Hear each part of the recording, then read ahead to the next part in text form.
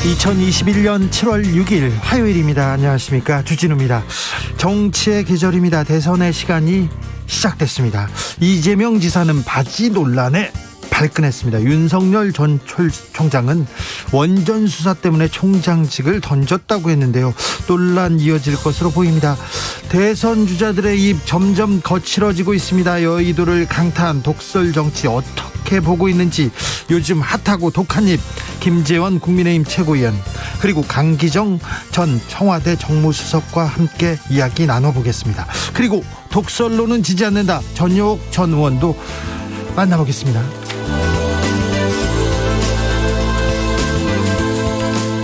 대선 출마하는 후보들의 출마 선언문에 꼭 있는 거 공정입니다. 그런데 없는 것 기후위기입니다. 폭염, 폭우, 기후위기 남의 일 아닙니다. 지금 미룰 수도 없습니다. 두 번의 지구는 없습니다.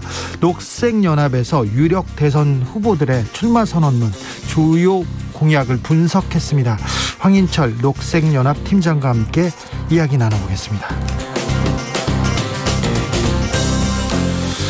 검찰의 제19 감싸기 좀 나아졌을까요? 검찰개혁이 필요한 핵심 이유 중에 하나입니다. 법무부 자료에 따르면 지난 5년 동안 검사 관련 사건 중에 검찰의 기소율 단 1%였습니다. 그러니까 수사를 한 검사 관련 사건에서 100명 중 1명만 기소됐다는 건데요. 검사들은 이 사실을 어떻게 보고 있을까요? 김은지 기자와 함께 그 내용 전해드리겠습니다. 나비처럼 날아 벌처럼 쏜다. 여기는 주진우 라이브입니다. 오늘도 자중차에 겸손하고 진정성 있게 여러분과 함께 하겠습니다. 어제 남부지방에 비가 쏟아졌다고 합니다. 퍼부었다고 하는데 비 피해 속출을 하고 있습니다. 괜찮으신지 안부 좀 알려주십시오. 장마 대비 잘 하셔야 됩니다. 0022님께서 공이 찍힌 전화번호는 쳐다보지도 않고 쳐다도 안 보는데 정치율 기간이라 해줄 건 이거밖에 없네요. 라이브는 쭉 올해 계속돼야 하니까요. 조사 참여 꼭 돼야 되는데, 이분한테 전화가 가야 되는데. 오늘부터 본격적인 정치율 조사 기간이 시작됐습니다. 혹시 정치율 조사 전화 받으신 분 있으면 뭐라고 말씀하셨는지 알려주십시오. 괜찮습니다. 네, 독한 김어준보다는 순한 저도 있다는 것도 아시고요. 자, 02로 시작되는 전화가 걸려오면 KBS 1라디오 5시 5분에 시작되는 주진우 라이브 꼭 잘 듣고 있으시죠? 네, 잘 얘기해 주십시오. 자, 본방사수 퀴즈 나갑니다. 오늘도 나가니까 귀 쫑긋 있다가 퀴즈 나오면 정답 보내주십시오. 햄버거 세트 바로 보내드리겠습니다. 샵 9730, 짧은 문자 50원, 긴 문자 100원입니다. 콩으로 보내시면 무료입니다. 그럼 주진우 라이브 시작하겠습니다.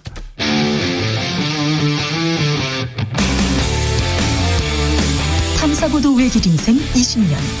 주 기자가 제일 싫어하는 것은?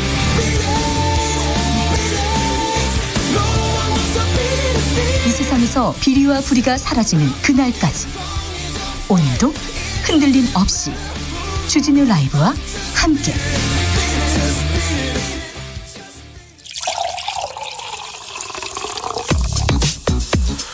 진짜 중요한 뉴스만 쭉 뽑아냈습니다. 주 라이브가 뽑은 오늘의 뉴스 주스.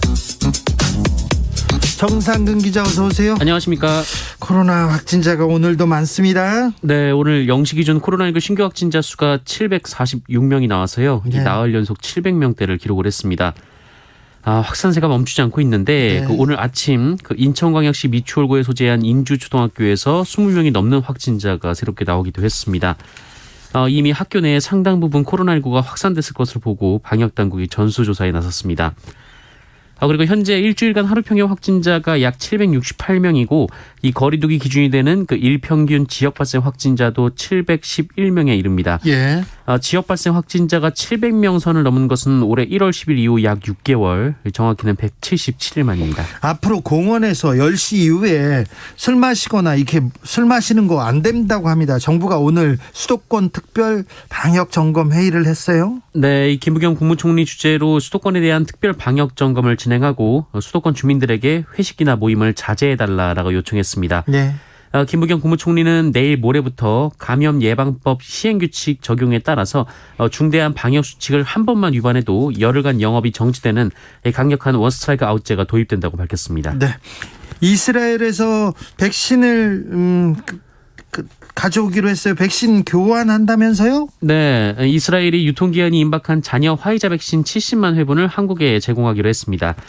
대신 한국에서는 이미 화이자에 주문해서 4분기에 받기로 한 이 같은 수량의 화이자 백신을 이스라엘에 4분기에 넘기기로 했습니다. 우리가 먼저 급하니까 빨리 쓰고 나중에 좀 순차적으로 갚겠다는 건데 중앙일보에서는 백신 보릿고기 한국 기한 다한 이스라엘 백신 빌린다 이렇게 얘기했는데 그렇게 볼 일이 아니지 않습니까? 기한 다 했다고 해도 유통기한이 7월 31일로 아직 여유가 있는 데다가 그 남은 기간 동안 이렇게 많은 물량을 접종할 수 있는 역량이 우리나라밖에 사실상 없는 상황이어서 그렇지요. 이스라엘 입장에서도 서로 좋은 일이 된 이스라엘도 상황입니다. 좋고 우리도 좋고요. 이렇게 또 좀 약간 좀 색안경을 낀 언론이 있는데 이건 좀 바람직하지 않는 것 같습니다. 중앙일보 그렇습니다.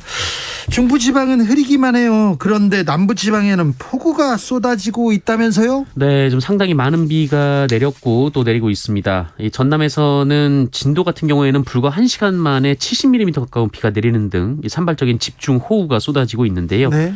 어제부터 오늘 오후 3시까지 누적 강수량을 보면 이 전남의 경우 해남이 430mm가 넘었고요. 이 장흥이 380mm, 여수가 320mm 정도입니다. 특히 해남에서는 삼산면 대흥사 인근 주택에서 60대 여성이 물에 휩쓸려 숨지는 일이 벌어졌고 광양에서는 이 산사태가 발생해서 80대 할머님 한 분이 실종됐는데 숨진 채 발견이 됐습니다. 우리나라 1년 강수량이 1200mm 정도 평균적으로 그 정도 되는 걸로 기억하고 있는데 400mm, 388mm가 왔으니까 3분의 1이 하루 만에 온 거지 않습니까? 좀 대비 단단히 하셔야 될 것 같습니다. 김경태님께서 토항은 비가 10개 정도 오고 있습니다. 아이고 아직도 많이 오고 있군요. 0894님 저희 집 아파트 입구에 물이 고여가지고 출근길 신발 흠뻑 젖었어요. 장마철에 있는 일이니까 이거 좀 걱정이 됩니다. 각별히 좀 조심하십시오. 어제 더불어민주당 대선 2차 토론회가 있었습니다. 이재명 경기도지사 발언이 논란이 됐어요? 네, 정세균 후보의 질문에서 답하는 과정에서 이런 얘기가 나왔는데요. 이 정세균 후보는 직접적으로 여배우 관련 의혹을 언급한 것은 아닙니다만 이재명 지사가 가족 간 문제를 언급하자 이 다른 문제라고 말해서 사실상 여배우 관련 의혹을 꺼냈습니다. 그러자 이재명 경기도지사가 제가 혹시 바지를 한 번 더 내릴까요? 라고 답변을 했습니다. 이 얘기는 지난 2018년 이 김부선 씨가 이재명 후보의 신체 특정 부위에 있는 점을 봤다고 주장을 했고 이에 이재명 후보가 아주대병원에서 신체 검증을 받은 바 있기에 어떻게 더 증명을 해야 하냐라는 취지로 말한 것으로 보이는데요. 하지만 이를 두고 질문자인 정세균 전 총리는 오늘 아침 라디오에서 성실하게 답변을 하면 되지 본인이 당황스러울 정도의 태도를 보이는 건 의외였다라고 말했고 박영진 후보도 오늘 라디오 인터뷰에서 위트로 대응해야 할 얘기를 정색을 한 것은 본선이었으면 폭망각이라고 비판했습니다. 네. 이 문제는 경찰이 수사했고 불기소로 끝이 난 문제인데 이 문제를 가지고 계속해서 문제 제기가 되고 있습니다. 송영길 더불어민주당 대표 발언도 좀 논란이 되고 있어요? 네, 이 송영길 대표는 이 대선에서 원팀 정신을 강조하던 중 이 대깨문이라는 표현을 사용해서 이 당내에서 논란이 빚어졌습니다. 이 관훈클럽 토론회에서였는데요. 이 강성 지지층의 이재명 경기도지사 배제 움직임을 경고하는 과정에서 문재인 대통령을 지키겠다며 이 대깨문이라고 떠드는 사람들이 누가 당 후보가 되면 차라리 야당이 낫다라고 안일하게 생각하는 순간 문재인 대통령을 지킬 수 없다라고 말했습니다. 이렇게 말을 하는 사람들이 생기기 시작했어요. 최근에. 네, 이에 대해 정세균, 이낙연 후보 측이 반발을 했는데요. 이 친문으로 분류되는 최재성 전 정무수석은 이 당대표가 당 최대 리스크라면서 이 송영길 대표는 고 노무현 전 대통령이 어려움과 위기에 처했을 때 무엇을 했느냐라고 비판했습니다. 아니 그런데 이 정도 얘기할 수 있는 일이 아닌지 이게 정세균, 이낙연 후보 측에서 이렇게 즉각 반발할 일인지 잘 모르겠습니다. 국민의힘이 서바이벌 형태의 방송으로 대변인을 선발했습니다. 흥행에 성공했다고 볼 수 있어요? 네, 한 종편 방송과 함께 나는 국대다라는 프로그램을 방영을 했는데요. TV조선하고 했습니다. 네, 일종의 서바이벌 프로그램인데 그 1, 2위는 대변인으로 그리고 3, 4위는 부대변인으로 임명하는 시스템입니다. 네, 어제 결승전이 열렸는데 이날 1, 2위 모두 20대가 차지했습니다. 1위는 이 바른정당 청년 대변인 출신의 임승호 씨였고 2위는 이 지난 재보궐선거 당시 오세훈 국민의힘 서울시장 후보 유세차에 올라서 유세를 벌였던 이른바 청년 백수 양준호 씨였습니다. 대변인 선발에서 그 심사위원을 했던 전혁 전 의원한테 자세히 이 얘기는 들어보겠습니다. 윤석열 전 총장이 민심 정치에 나섰네요. 네, 윤석열이 듣습니다라는 이름으로 이 민생 행보라는 것을 시작했다고 밝혔습니다. 첫 일정은 국립대전현충원의 현충탑 참배였는데요. 이후 천안함 46용사 그리고 한주호 주님 묘소, 연평해전 전사자 묘역 등을 차례로 둘러 참배했습니다. 윤석열 전 총장은 공정과 상식을 가지고 나라를 바로 세워 우리 국민과 후손이 행복하게 살 수 있는 미래를 꼭 만들겠다고 밝혔습니다. 윤석열 전 총장은 움직이고 최재형 전 감사원장은요? 네, 최재형 전 원장의 지지 모임인 이 별을 품은 사람들이 어제 오후 서울시청 앞 광장에서 기자회견을 열고 최재형 전 원장이 대한민국을 구해낸 적임자라며 출마를 촉구했습니다. 어떤 분들이 나왔어요? 네, 새누리당 출신의 박춘희 전 송파구청장 그리고 박근혜 정부 때 민정수석을 지낸 조대환 전 수석 등이 참여했습니다. 박지원 국가정보원장이 교황 방북을 추진하기로 했다고요? 네, 박지원 원장은 어제 전남 목포시 산정동 성당에서 열린 미사에 참석을 했는데 이 자리에서 김희중 대주교와 알프레드 슈에레브 대사를 만나 교황께서 평양을 방문하도록 요청하기 위해 이 자리에 왔다라는 말을 했습니다. 그러면서 한반도 평화를 가져올 수 있도록 기도해달라라고 당부하기도 했는데요. 이날 미사가 이 김희중 대주교 주례로 진행이 됐고 주한 교황 대사인 알프레드 슈에레브 대주교 그리고 김용록 전남지사 등이 참석을 했습니다. 문재인 대통령이 가톨릭 신자고요. 그리고 조 바이든 미국 대통령도 가톨릭 신자입니다. 미국에 갔을 때도 미국 최초의 흑인 추기경을 만나서 교황의 방북 이렇게 기대한다고 했고요. 유흥식 주교가 얼마 전에 교황청 장관으로 이렇게 임명됐습니다. 우리 교황과 굉장히 절친한 사이라고 하는데 교황이 남북 평화를 위해서 기도한답니다. 기도하고 관심이 많다고 해서 교황이 방북을 하면 한반도 평화에 조금 큰 도움이 되지 않을까 그런 생각들이 모여 있어서 지금 교황 방북 추진한다고 하는 것 같습니다. 얼마 전이었던가요? 주진우 라이브에서도 이 얘기를 조금 바람을 저도 좀 전하기도 했었는데 좀 이렇게 추진 방북이 성사됐으면 하는 생각이 있습니다. 바람이 있습니다. 코스피 지수 역대 최고점입니다. 경제는 나아지고 있는 것이 분명해 보입니다. 네, 오늘 코스피는 어제보다 12포인트 오른 3,305.21에 마감했습니다. 지난달 25일 기록한 이 종가 기준 이 종전 최고치인 3,302.84를 7거래일 만에 넘어섰습니다. 2분기 실적 발표를 앞둔 삼성전자와 함께 SK 하이닉스 등 이 대형주가 오르면서 지수 상승을 이끌었는데요. 업종별로 보면 기계, 전기전자, 화학 등이 강세를 보였다고 하고요. 또 2차 전지 대표 기업들도 강세를 보였습니다. 경기가 나아지는데 왜 나는 안 그래? 나의 경제는 왜 이래? 이러지 마시고요. 조금씩 나아질 거니 좀 지켜보십시오. 내 주식만 안 올라 이렇게 생각하지 마시고요. 네. 조금 경기는 나아지고 경제도 나아지고 있다고 합니다. 자, 오늘 중요한 판결이 있었는데 김홍영 검사를 폭행하고 괴롭힌 부장검사가 있어요. 결국 징역 1년 선고받았습니다. 네, 고 김홍영 검사를 폭행하고 괴롭힌 이 김대현 전 부장검사가 이 고인이 사망한 지 5년 만에 징역 1년의 실형을 선고받았습니다. 다만 서울중앙지법은 증거인멸과 도주의 위험이 없다고 판단해서 법정 구속을 하진 않았습니다. 네. 김대현 전 부장검사는 자신의 폭력을 격려라고 주장했는데요. 이 법원은 김홍영 검사가 생전 이 가해자에게 당한 폭력을 하나하나 열거하며 폭력은 격려가 아니다라고 판결했습니다. 재판부는 김홍영 검사가 폭행을 당하는 모습을 본 목격자까지도 자괴감을 느꼈다는 증언을 언급하면서 이 폭행의 목적이 지도였는지도 의문이다라고 밝혔습니다. 폭행이 지도라니요. 폭력이 격려라니요. 이게 말도 안 됩니다. 김대현 씨, 당신한테 당신 때리면서 더 격려해서 내가 때리겠다 이렇게 얘기하면 뭐라고 하시겠습니까? 법정 구속은 안 했습니다. 징역 1년 선고하고. 네, 하지만 이 재판 내내 이 피해자와 유가족들에게 진정성 있는 사과를 전하지 않았는데요. 이것도 불리한 정상으로 작용했습니다. 재판부는 기억나지 않는다며 공소사실을 부인하고 사건이 수년 지난 법정에서도 미안함을 표현하지 않았다며 이 공소 기재 사실 중 불리한 내용을 삭제하기 위한 노력만 했다고 꼬집었습니다. 한편 앞서 이 고 김용건 검사는 지난 2016년 5월 이 상사의 괴롭힘 등으로 고통을 호소하다 극단적인 선택을 한 바 있습니다. 주한 벨기에 대사 부인이 사고를 쳤었는데 또 사고를 쳤어요? 네, 그 이름이 또 나왔는데요. 이 옷가게 직원 폭행으로 무리를 빚은 이 피터 레스쿠이의 주한 벨기에 대사의 부인인 이 수에치우 시양 씨가 이번에는 환경미화원과 쌍방 폭행 사건에 휘말렸습니다.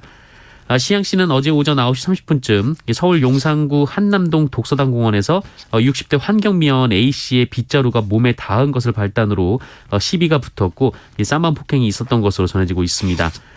환경미화원의 신고로 경찰이 현장에 출동했습니다만 이 시양 씨와 A씨 모두 서로 처벌을 원하지 않아서 사건은 형사 입건되지 않고 종결이 됐는데 다만 이 시양 씨가 미화원과 서로 언성을 높이고 밀치는 과정에서 넘어져서 이 순천향병원으로 이송되기도 했고 또 A 씨는 어제 오후에 이 한남 파출소를 찾아서 뺨을 맞았다라고 진술해 아직 사건의 불씨는 남아 있는 상황입니다. 알겠습니다. 또 사고가 났군요. 또 참 폭행 시비에 휘말렸습니다. 벨기에 대사 부인.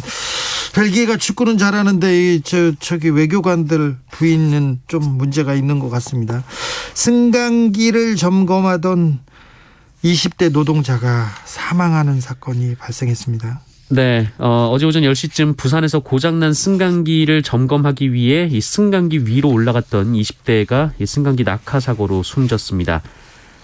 해당 사고 이 승강기가 왜 12m 아래로 추락했는지 이 정확한 사고 원인이 아직 밝혀지지 않고 있는데 현장에는 20대 동료 노동자가 함께 있었지만 이분이 수리기사를 부르러 간 사이에 승강기가 떨어져서 정확한 사고 정황을 목격하지 못했습니다. 경찰은 내부 CCTV를 확보해서 정확한 경위를 조사하고 있고요. 안전보건공단은 사고 원인과 함께 승강기 안전관리 부분에 대해서도 수사를 하고 있습니다. 일터에서 일하던 20대 노동자가 또 사망하는 사건이 발생했습니다. 강서구 화곡동에서는요, 일가족이 숨진 채 발견됐어요. 네, 어제 오후 강서구 이 다세대 주택에서 일가족 3명이 숨진 채 발견됐습니다.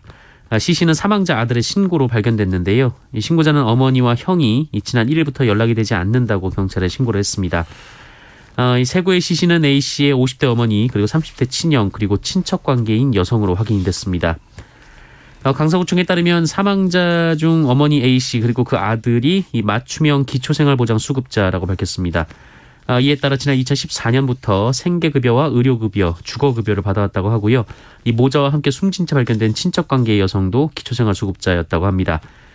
다만 최근 이 과정에 이 공과금 체납고지서가 발송된 내역은 없다라고 하고요.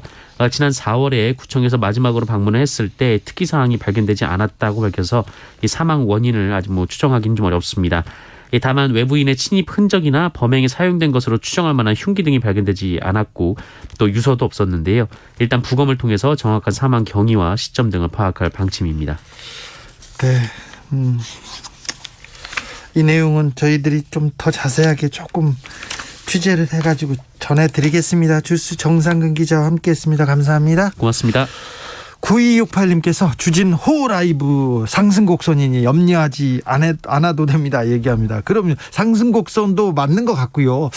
저녁 기사 프로에서는 제일 뭐라고 해야 되나 제일 많이 듣는 거는 같아요. 만나는 사람들이 요새는 방송을 가지고 얘기하고 만나는 정치인들 다른 분들도 어떤 인터뷰가 좋았다고 얘기하는 걸 보면 상승곡선은 분명한 것 같은데 그래도 조금 더 잘 됐으면 합니다. 주진호 라이브 이렇게 얘기하시는데 주진우입니다. 네.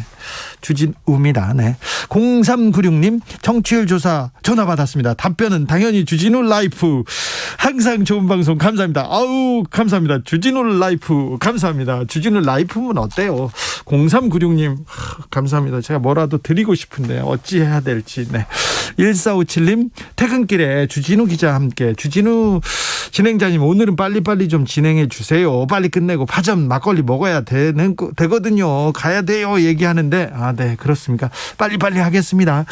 626824님 문자도 하나 더 읽을게요. 나라는 선진국으로 가는데 언론은 특히 신문들은 후진국 수준으로 가는 듯합니다. 여긴 부산 동네인데요. 온천 말고는 별다른 피해 없습니다. 비는 계속 오고 있습니다. 남부지방에 비가 많이 오고 있답니다. 각별히 조심해 주십시오. 교통정보센터 다녀오겠습니다. 이승미 씨. 네, 이 시각 교통 상황입니다. 전라권과 경남권에 호우특보가 발효 중입니다. 조심 운전하셔야겠는데요. 남해고속도로 부산 방향입니다. 사천 휴게소 부근 갓길에서 승용차 단독 사고를 처리하고 있고요. 경부고속도로 서울 방향으로는 금호분기점 진출로에서 사고가 있었습니다. 여기는 처리 작업 끝났는데요. 3km 구간 정체가 남아 있습니다. 이후 기흥 부근과 수원, 판교에서 밀리고 있고 달래내곡에서 반포 쪽으로 막힙니다. 중부고속도로는 남이 방향으로 진천터널을 조금 못 간 곳에서 승합차와 승용차가 부딪힌 사고를 처리하고 있습니다. 농다리 졸음쉼터에서 진천터널 쪽으로 4km간 정체되고 있고요. 서울 양양고속도로 서울 방향으로도 사고로 밀리고 있는데요. 발산 4터널에서 사고가 났습니다. 남춘천에서 사고 지점까지 5km 구간 여파받고 있고 이후로는 덕소 3패에서 강일까지 막힙니다. 반대 양양 방향으로는 작업 여파로 춘천 분기점에서 북방 1터널 쪽으로 3km 구간이 밀립니다. KBS 교통정보센터였습니다.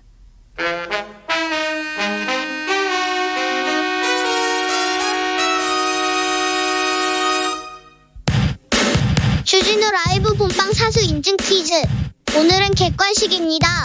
문제를 잘 듣고 보기의 번호와 정답을 정확히 적어 보내주세요. 오늘의 문제. 여러분이 지금 듣고 있는 이 프로그램 제목은 무엇일까요? 보기 1번 주진우쇼, 2번 주진우 라디오, 3번 주진우 라이브. 다시 한번 들려드릴게요. 1번 주진우쇼, 2번 주진우 라디오, 3번 주진우 라이브. 샵9730 짧은 문자 50원, 긴 문자는 100원입니다. 지금부터 정답자 선착순 20명께 햄버거 세트 쿠폰 드릴게요. 본방 사수 인증 퀴즈. 내일 또 만나요.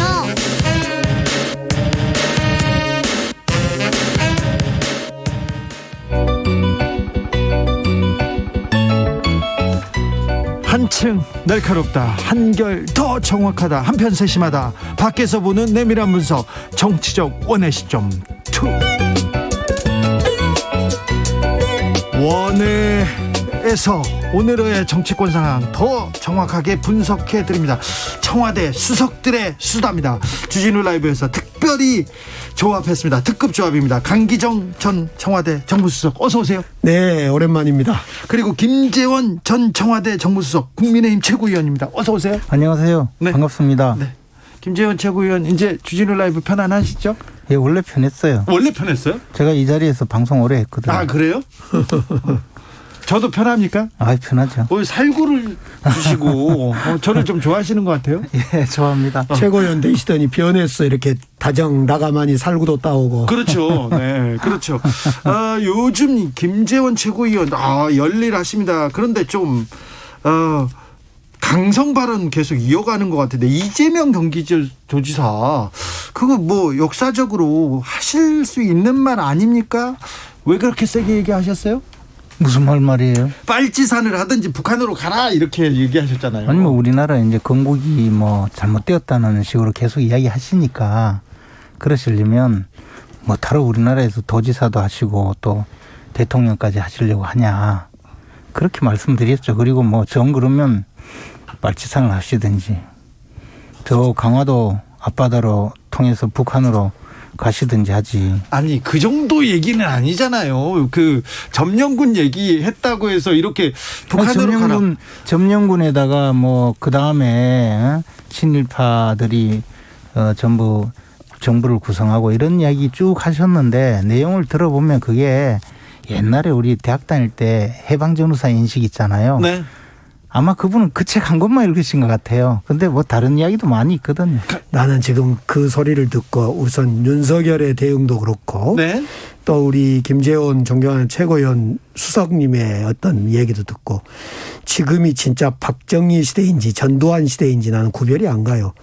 많이 풀어먹었잖아요. 그 색깔론. 그게 무슨 색깔론이야? 색깔론이죠. 그게 왜 색깔론이에요? 팩트는 팩트이고 역사적 사실을 정확하게 얘기하는 최고위원님, 그걸 색깔론이라고 하잖아요. 살구 색깔론이에요. 지금 그 살구를. 색깔론이 아니고 저는 그래서 역사적 좀 똑바로 시키려고 하는 거죠. 아니 저는 참 우선 윤석열 우리 저 총장 네.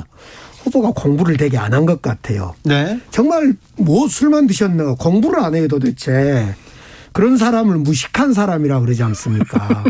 아마 윤석열 총장이 저를 보고 야 너는 뭐 어디 지방대 나온 놈이 그러냐라고 하려고 갑자기 보는데. 지방대 왜 문제가 있나? 아니 그래서 좀 공부를 했어야지 윤석열 총장은. 그리고 저는 우리 김재원 수석님이 그런 말을 들으면 깜짝 놀랐어요. 네.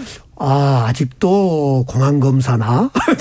제 공안검사일 때 우리 김재원 수석 같은 말을 너무 많이 들었어요. 난 공안검사 안 했어요. 안 하셨습니까? 그리고 이게 이제 이런 이야기죠. 그 해전사 우리 뭐 해전사에서 나온 이야기인데 그 이후에 해전사도 여러 버전으로 많이 나와 있고 그 책을 또 읽어보면 좀 다른 생각을 할 수도 있거든요. 근데 너무 그냥 옛날 이야기만 하는 거예요. 그래서 한번 했지 뭐. 선거 때 좀 이렇게 알아듣기 쉽게 알려드려야 되는 거 아닌가요? 선거 때니까 세게 한번 했다. 아니 이제 유권자들이 제대로 알아야 되니까.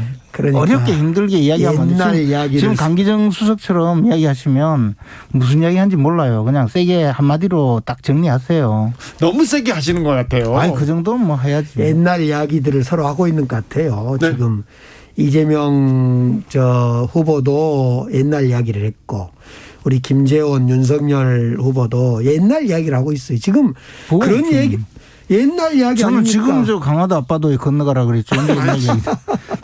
그런 얘기 하시지. 예. 아니 그래서 그런 얘기 하시니까 이미- 여의도 적히라는 소리 들어요. 아니, 괜찮아요. 괜찮아요? 네. 이제 철진한 색깔론 아닙니까? 그것 가지고 뭐 다시 할 수는 없는 거죠. 그런데 김재현 최고위원님, 윤석열 후보가 윤석열 전 총장이 계속 나와서 얘기를 하는 걸 보면 사실은 정책이나 비전은 좀 안 보이고 좀 엄청 화난 사람 같아 보여요.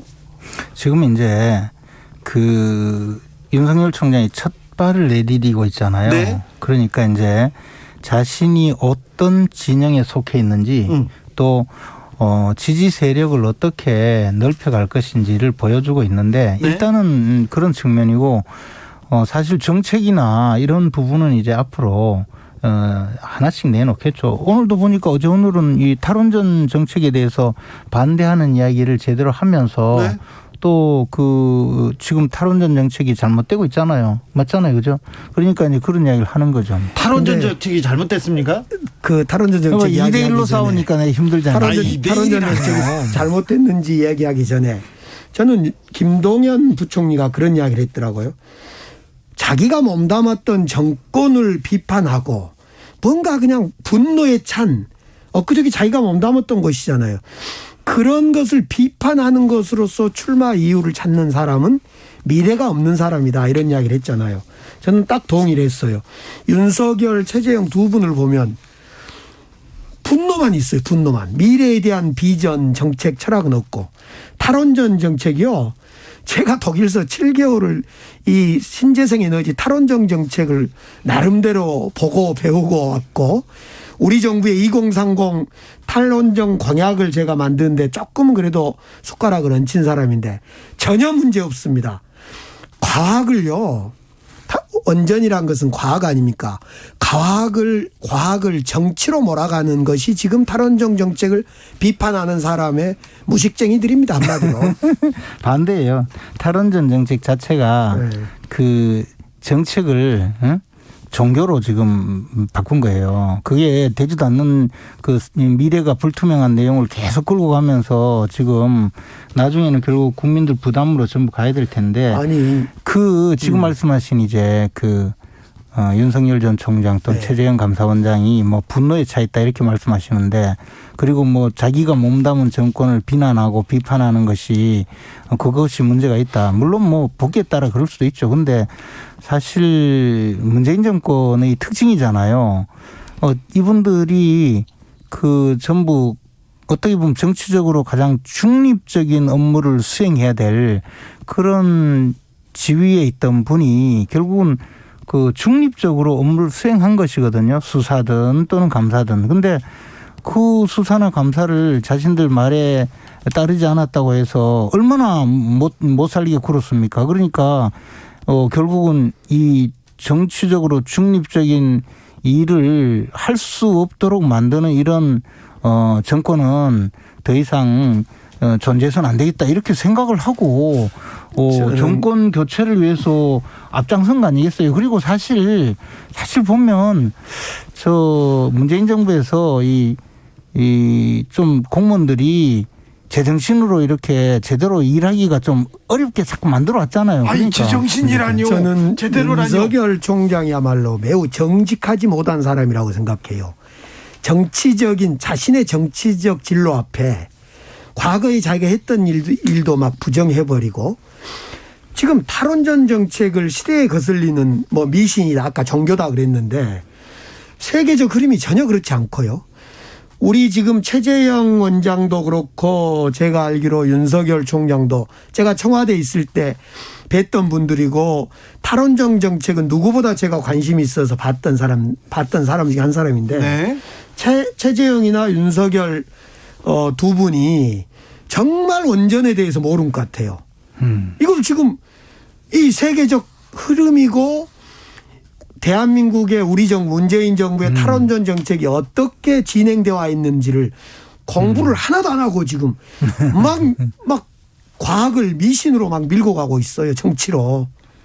자, 과학을 미신으로 갖다 종교다라고 하고 참 탈원전 정책을 보는 시각이 완전 상반됐네요. 다른 얘기로 좀 넘어가 보겠습니다.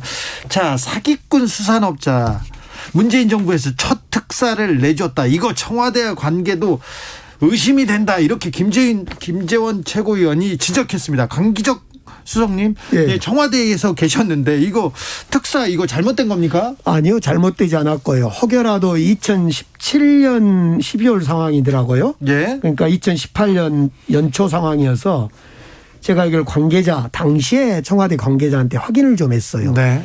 진짜 이거 조금이라도 문제가 있냐? 전혀 없다. 이렇게 제가 답을 듣고 왔어요. 뭐 그분 실명을 제가 밝히지를 못하겠는데 왜 그랬냐면 당시에 제가 특별 사면된 거 2018년 특별 사면된 실시 계획 보도 자료를 보니까 이건 당시에 831명의 형 집행 면제자 중에 한 명인 것 같아. 이 수산업자란 사람이. 근데 당시 원칙이 뭐냐면 살인, 강도, 조폭, 뇌물수수 이 사람을 제외한 사람 중에 형기 3분의 2 이상을 산 사람을 내조라 해서 831명이 형을 면제받고 나왔다는 거예요.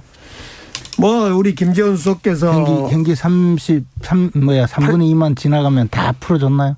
예, 그게 전부 다 831명이 풀어줬냐고?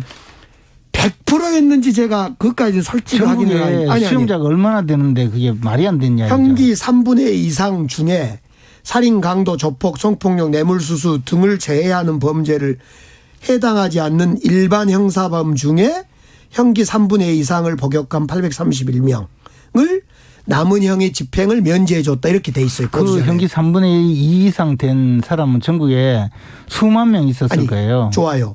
그런데 문제는 이 사면 심사위원회 알다시피 그로부터 올라온 걸 청와대에서는요. 당시에 이때 정봉주 의원을 풀어줬어요. 전 의원을.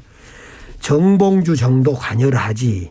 우리가 그 수산업자가 81% 사는 전과도 없더만요. 그 사람이 과거에는 벌금 2개인데. 그런 사람을 청와대에서 뭐 할 일 없어서 그런 사람을 검토하고 있습니까? 김재원 전 청와대 정무수석도 이 부분까지 800몇 명까지 이렇게 다 보지는 않았을 거 아니에요. 아니 근데 자료를 안 내놔요. 달라 그래도. 그리고 또 하나는 이거 보도자료 내야죠. 홈페이지. 830명 다 한번 보자고요. 그러면 나와요. 무슨 이야기냐면 사기꾼이 복역을 했는데 거기에 굉장히 피해자들이 많아요. 그리고 그 사람이 도주를 해서 6, 7년 도망 다니다가 체포가 된 사람이고 피해 회복도 하지 않았어요. 통상적으로 재산범죄 피해 회복도 하지 않았는데 그걸 풀어주니까 이 사람이 나와서 더 큰 사기를 쳤잖아요. 그렇기 그러니까요. 때문에 이런 경우는 그 사면 심사 대상 자체를 안 하는 것이 그 직전 있잖아요. 박근혜 정권까지 이렇게 여러 명 다수 피해자를 양산한 그런 사기 사범은 아예 사면 심사 대상에 넣지를 않았고 그게 법무부에서 오랜 기간 동안 내려오는 내부 규정인데 그러니까 어떻게 이것이 이제 이렇게 저도 국회 12년 있었습니까? 어떻게 이렇게 사기꾼을 굳이 풀어줘가지고 그 다음부터는요 본격적으로 큰 사기를 해요. 근데 그러니까 이 사기꾼인 건 맞는 것 같은데 네네. 그렇다 하더라도 이걸 청와대로 연결하는 것은 청와대에서 넣지 않으면 넣을 수가 없어요. 여기 이게. 뭐라고 돼 있냐면 사면심사위원회에서 내가 참 그걸 보면서 우리 정부가 너무 나중에 사면심사위원회가 보통 하는데 일부는 빼기도 하고 넣기도 하는가 모르는데 이때는 사면심사위원들도 심사의 결과가 그대로 반영돼서 참 신뢰감이 있다 이렇게 써 있어요. 심사위원회에 올리는 대상을 누가 정했겠어요? 심사위원회에서 법무부에 정합니다. 아이, 그렇다. 그런가요? 그런데 이 사기꾼은 분명히 사기꾼 맞는 것 같은데 김무성 전 대표, 주호영 전 원내대표, 홍준표 의원 이렇게 야당하고 주변이 가까워요. 아니 그러니까 그게 그 깜방 동기였다는 것 아닙니까? 송모 씨가. 네, 월간조선의 팀장. 네, 그분이 나와서 이 사기꾼이 사면돼서 나오니까 나와서 뭐 큰 빽이 있다 하니까 이리저리 또 그리고 돈도 많이 쓰고 하니까 이리저리 소개해줘가지고 결국은 이 문제를 일으켰는데 하여튼 중요한 것은 네. 물론 그분들이 전부 이 사기꾼을 만나서 무슨 뭐 범죄가 있었다면 다 처벌받아야 되겠죠. 그렇지만 그 전 단계 풀어주는 과정은 이거는 정말 이해할 수 없는 것이고 이에 대해서 여러 가지 또 억측이 빚어지고 있으면 청와대가 정확하게 설명을 해줘야 돼요. 괜히 뭐 다른 이야기 하지 말고. 청와대는 설명을 정확히 했어요. 이건 아무 원칙에 위배되지 않는 사람이다.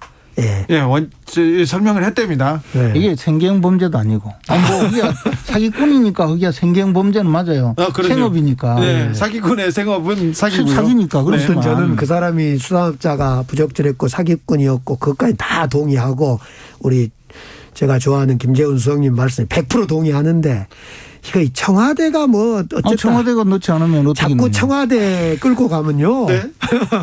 쟁점은 뭐 더 정치적 쟁점은 좋아지려고 모르는데 안 돼요. 청와대. 3941님께서 김재현 최고위원님, 이명박 박근혜 정권에서 특별 사면 받은 사람 중에 재범죄자가 없나요? 이렇게 물어봅니다.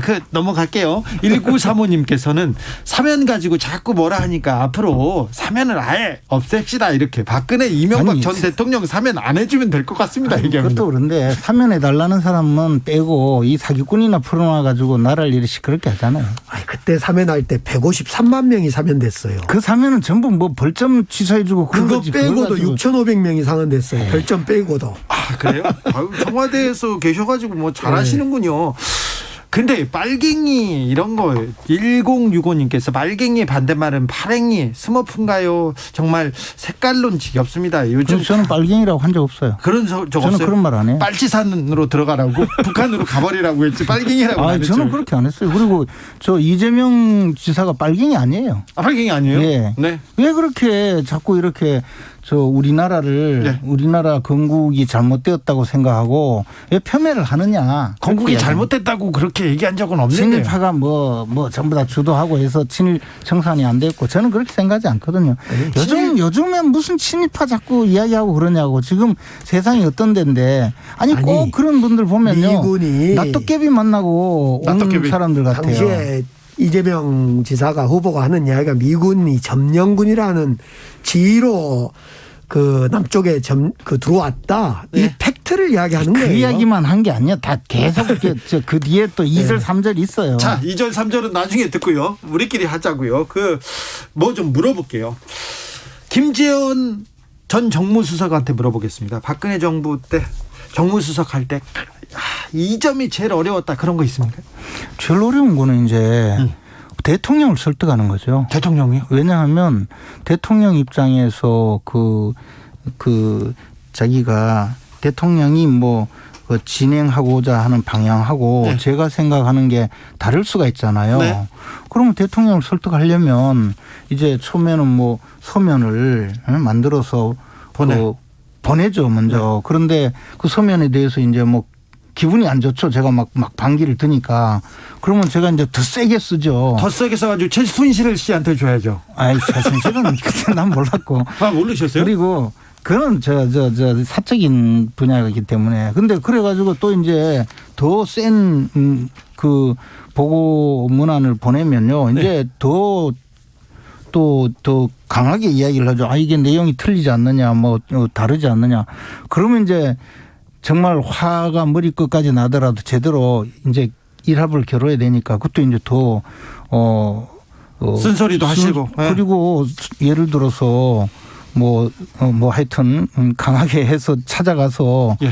이거 이렇게 하지 않으면 내가 정무수석을 할 수가 없다. 예. 이렇게 해달라. 그렇게 하면 눈을 바로 뜨고 그렇게 이야기를 해야 되잖아요. 아, 무섭죠. 그렇게 하는 게 굉장히 힘들죠. 네네. 그렇지만 해야죠. 못할 바는 없죠. 그래도 해야죠. 네. 나라를 위해서 해야죠.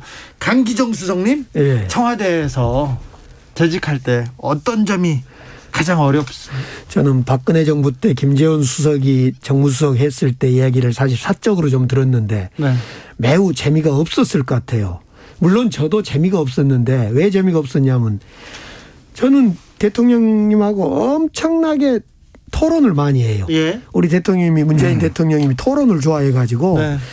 아침에도 또는 중간에도 점심때도 뭐 오후에도 어떤 문제가 발생하면 우리 대통령님은 되게 토론을 즐겨하고 좋아해서 대통령이 되기 전에 대통령 후보 시절에 문재인 후보가 광주에 갔었어요. 근데 양동시장에서 국밥집에서 우리가 밥을 같이 먹었는데 네. 두 분께서 밥을 안 먹고 계속 토론을 하고 있어요. 그게 나토 정부지. 토론만 하고 아무것도 안 하고. 그렇게 합리적으로 네. 어떤 문제를 결정할 때 예를 들면 외교안보 문제를 결정할 때요. 네. 난 참 우리 대통령이 훌륭하다는 생각이 뭐냐. 외교안보 문제를 결정할 때는 외교안보 쪽의 의견만 듣지 않고 네. 반드시 정무수석 의견을 듣게 됩니다. 왜 그랬는가를 제가 여쭤봤더니 과거 그 이라크 파병 때 우리가 정무적으로 이슈를 보지 못하고 외교안보 의견만 봤다가 한때 국민들하고 배치된 정서도 안 있었습니까? 그렇죠. 그래서 우리 대통령께서는 항상 어떤 사안이 있을 때 반대쪽 의견도 계속 듣고 있는. 아니 지금 보니까 어려운 거 이야기하라는데 그렇지가, 어려운 그새도 거 자랑하고 지금 있어요. 자랑하고 또 왜곡해서 과장해서 더 선전하고 있어요. 자, 어려웠던 점이요. 어려웠던 정말 점이요. 어려웠던 점은 없다고 주장할 거야. 아, 그럴까요? 그럴 것 같아요. 어려울 일이 없다고 워낙 훌륭한 대통령님이 여름 휴가를 한 번도 진짜 못 가봤네요. 아이 정말 자랑할 것이 제발 저러니. 자, 송영길 대표의 대깨문 예. 발언이 있었습니다. 이 문제는 어떻게 보십니까? 글쎄 우리 당내에 이제 소리가 좀 나고 있어서 안타까운데요. 우선은 이제 다른 문제를 떠나서 송영길 대표가 그 2008년에 소위 친문 진영, 대깨문 진영이 그 정동영 당시 후보를 돕지 않았다라는 것은 팩트에 틀린 이야기고요. 네. 그 발언은 적절한 발언은 아닙니다. 네. 예. 적절한 발언이 아니다. 어떻게 보셨습니까? 근데 뭐 어쨌든 대깨문이 과격하고 이분들 때문에 나중에 대통령도 뭐 좀 공경에 처할 수 있다 뭐 그런 내용이잖아요 대체로. 네. 뭐 저 그냥 거칠게 이야기하면 단결하지 않으면 민주당을 그러니까. 단결하지 않으면 그렇죠. 맞죠. 예. 특히 솔직히 이야기해서 이름 자체가 좀 과격하잖아요. 머리 깨지면 안 되죠. 네. 근데도 그렇게 하면 물론 저 강렬한 지지층이고 좋아하는 분들이 네. 할 수 있지만 네. 사실 뭐 그게 아니, 근데 그게 정치도 또 그런 분들이 너무 또 나서서 하면 계속 이제 극단적인 주장을 하게 되고 극단적인 방향으로 자꾸 끌고 가니까 아니, 이제 좋은 건 아니에요. 우리 김재원 수석 최고위원님 하시고 계시고 과거 저도 이제 최고위원을 해볼 때 보면요. 다양한 당내 그룹과 주장들이 있습니다. 있죠, 당연히. 예, 송영길 대표도 그 지점을 한쪽으로 누가 되든 단합하자라고 원팀이 되자라는 걸 강조하는 그렇죠. 과정에 나왔다. 네. 이렇게 이제 말씀을 그 주셨는데. 말도 맞죠, 당연히. 그 말도 맞는데 그러더라도 그렇게 이야기하면 소위 대깨문들이 얼마나 열받겠어요. 우리가 언제 정동영을 안 찍었다는 거냐. 얼마나 열받아요. 소위 대깨문 열받는다. 네. 2101님께서 산행 중인데요. 김재원 최고, 나토 정부의 박장대소 산이 울리도록 웃었습니다. 계속 팡팡 터뜨리고 있습니다. 그런데요, 홍준표 의원이 지금 당에 들어와서 역할을 하고 계십니다. 그런데 김재원 최고께서 이렇게 또 한마디 또 하셨어요. 오죽하면 홍감탱이라고 부르겠냐, 좀 세련되라, 이렇게 얘기했는데. 아니, 근데 이제 홍준표 영감탱이라는 말인데, 네. 그 지난번 대선 때 네. 그분이 제가 그때 이제 보궐선거에 당선되고 그 며칠 안 지났는데 네. 대선 후보 연설을 쭉 하면서 안동을 가셔서 네. 그 한국정신문화의 수도 안동에서 네. 그때 또 해필이면 제가 바로 옆에 서 있었어요. 근데 마이크를 잡고 그때 마누라 발언이 나왔죠. 예, 저 부인하고 결혼 이야기를 하면서 이제 네. 장인 어른께서 반대했다 이래가지고 그래서 자기가 이 영감탱이 우리 집에 오지 마라고 했다고 네, 네. 그렇게 해서 안동에 또 유림들을 또 경악하게 만드셨죠. 근데 이제 그 다음에 약간 문제가 되시니까 예. 그걸 가지고 경상도에서는 영감탱이가 높임말이라는 거예요. 그러면 홍감탱이도 높임말이잖아요. 그래서 지금 홍준표 영감탱이님 파이팅. 그렇습니까? 저도 경상도니까 뭐 영감탱이 존댓말이라니까 계속 영감탱이님으로 불러드리죠. 근데 그래서 홍감탱이는 존중하는 말입니까? 그러니까 이제 얼마나 자꾸 이제 이렇게 말씀을 물론 재밌게 하시니까 저는 재밌어요. 근데 안 재밌는 분들도 있고 또 속상하신 분들도 있으니까 조금 세련되게 했으면 싶어서 한 말씀 드렸는데 뭐 답이 없네요. 홍준표 대표를 복당시킨 것은 사실상 홍준표 대표를 대선 후보로 가져가는 거죠. 제가 볼 때는 윤석열 총장은 입당할지 어쩔지 모르지만은 제가 예측하기로는 출마 안 할 것 같은데요. 그러니까 이제 그 정도 예측으로 정무수석을 하시면 안 되죠. 아이고 또 제가 보면요. 박근혜 때의 정무수석 김재원과 문재인 대통령 강기정에 아마 한번 저는 윤석열 안 나온다. 자, 뭐 출마는 지금 선언했으니까 지금 시점이 아니라 야당의 후보가 되지 절대 안 나온다.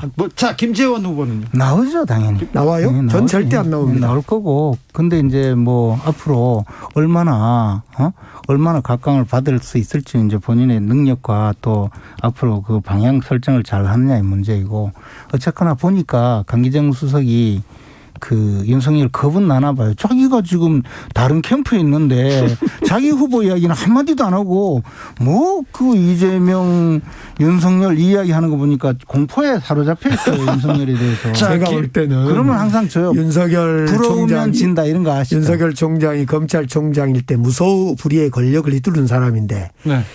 누가 자기를 협박했겠습니까? 탈원전 수사에 대해 협박했다. 저는 윤석열 총장이 진짜 정직하지 않은 사람이다. 저는 윤석열 총장이 야당 후보, 국민의힘 후보가 안 된 건 둘째치고 절대 대선에 나오지 않을 거다. 너무 흠결이 많은 사람이다. 그 흠결 중에 1번이 정직하지 못한 것. 이재명 지사도 나오는데 자꾸 그런 이야기 하지 마세요. 김재원 최고위원님. 네. 장모, 윤석열 전 총장의 장모가 구속됐습니다. 네. 그리고 계속해서 장모의 다른 의혹 그리고 부인의 다른 의혹이 나오는데 이것은 큰 변수가 되지 않을까요? 저는 뭐 큰 변수가 되지 않을 거라고 봐요. 예. 이번 선거 자체가 예. 워낙 지금 진영 싸움 구도로 점점점 가고 있고 또 하나는 아니 윤석열 총장이 장가 가서 그 보통 장가 가면 네. 마누라가 이쁘면 처갓집 말뚝 보고도 절한다고 하잖아요. 예.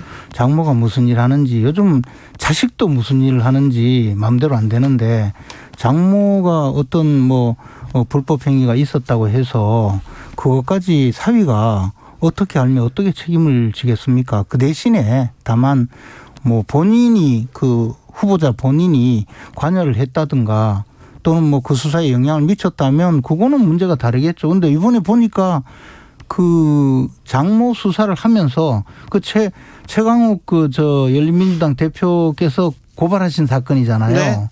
그 할 때 이 사건에 윤석열이 개입했는지도 수사를 해달라고 했던 모양이에요. 그래서 그 수사까지 다 해서 수사에 개입한 혐의는 없다고 판단을 했던데요. 아예. 근데 장모와 만약에 경제적으로 연결돼 있다 그러면 이거는 좀 변수가 될까요? 경제적으로 연결됐다는 말이 무슨 뜻이요? 그러면 예를 들어서 경제적으로 연결되려면 네. 그 윤석열 총장도 그 돈 빌려준 요양병원에서 돈을 받아 썼다든가 그러면 윤석열의 재산 형성 과정에 대한 검증도 필요할 건데 저는 뭐 하여튼 다 해볼게요. 지금 윤석열 총장이 뭐 하여튼 뭐 지금 윤석열이 그렇게 겁나나 봐. 아니 윤석열 총장이 겁난 게 아니라 저는 윤석열 총장이 나와주면 땡큐라고 생각하는데 왜 그러냐면 지금 윤석열 총장이 말하지 않는 정직하지 않음으로 인해서 말하지 않는 그 내용 때문에 결국 못 나올 거란 거예요. 그건 본인이 잘 알죠. 뭐 하여튼 뭐 네. 제가 나가는 것도 아닌데 뭐. 네, 그런가요? 1414님 두 분 모두 청와대 시절 강성인 이미지였는데 서로 존중하는 모습 듣기 좋습니다 얘기합니다. 5867님께서는 재밌습니다. 두 분 전 청와대 정무수석님들께서 보시는 정치가 확실히 보입니다. 매주 합시다. 코너 제목은 국회 정무문으로 정해주셨어요. 이거 또 모셔야 되겠는데요. 정무문. 정무문 괜찮죠? 무술하는 건 아닌데. 네. 일합을 겨루시는 거죠. 자, 김재원, 강기정, 김재원 전 청와대 정무수석과 함께했습니다. 감사합니다. 감사합니다. 살구 감사합니다.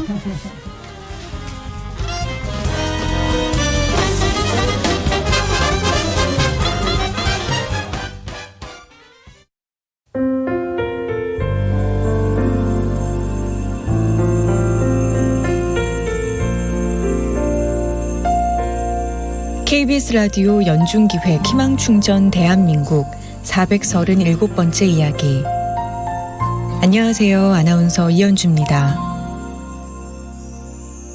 12년 전 원석이 엄마는 쌍둥이 임신 중 하늘이 무너질 것 같은 소식을 들었습니다.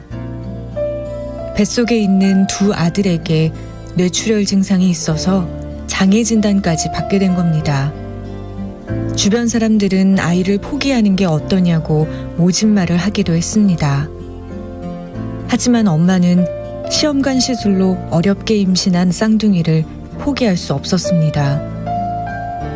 그렇게 두 아이를 품에 안은 세월이 벌써 12년. 남편을 떠나보내고 혼자서 아픈 아이들을 키우는 게 녹록치 않지만 엄마는 함께 할 수 있음에 그저 감사할 뿐입니다. 원석인의 가족들이 희망을 잃지 않고 살아갈 수 있도록 여러분이 힘을 보태주세요. 코로나19 여파로 사례자와 취재팀의 안전을 위해 사연으로 대신 전달합니다. 여러분의 따뜻한 손길이 희망의 빛이 됩니다. ARS 060-700-1580 060-700-1580 한 통화 3,000원으로 희망을 선물해 주세요.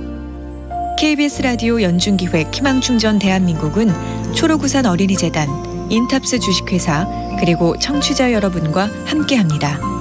ARS 060-700-1580 한 통화 3,000원입니다.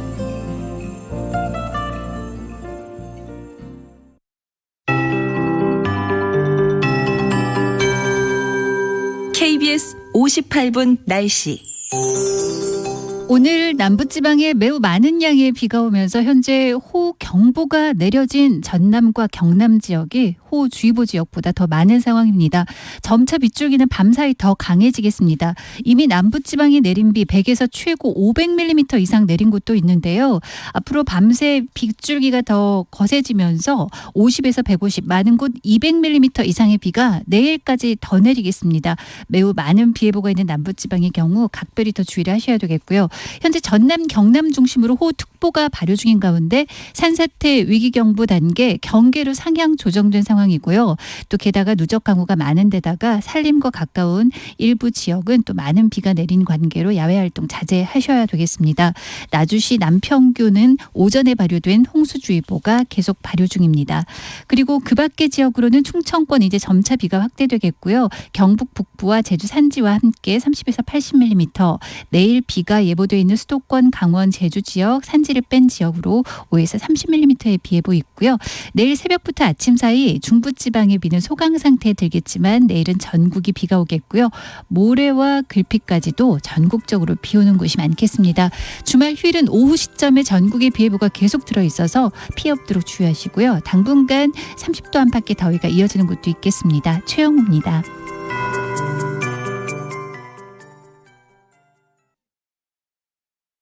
정성을 다하는 국민의 방송 KBS가 6시를 알려드립니다. AM 711kHz, FM 97.3MHz, KBS 1라디오입니다. HLKA.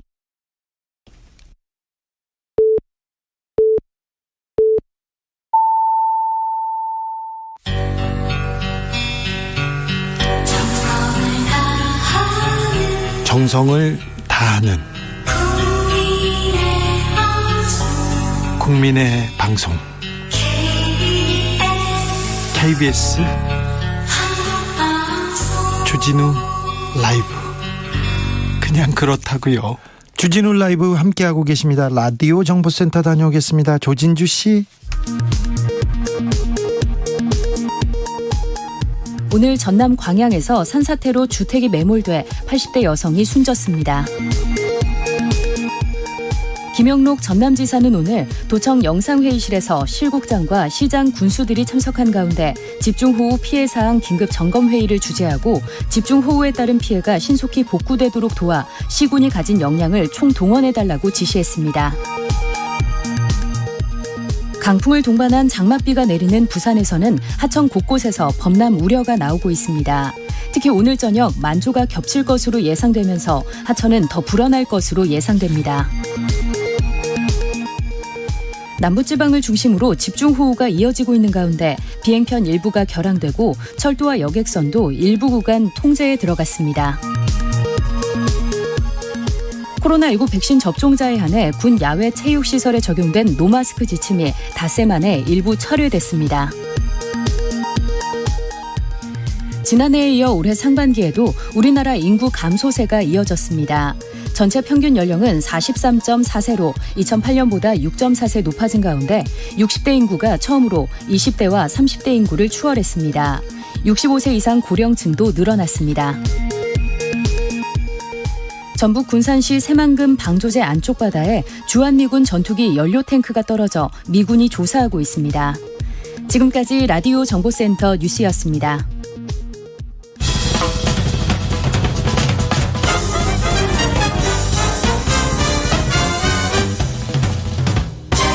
훅 인터뷰. 모두를 위한, 모두를 향한, 모두의 궁금증 훅 인터뷰.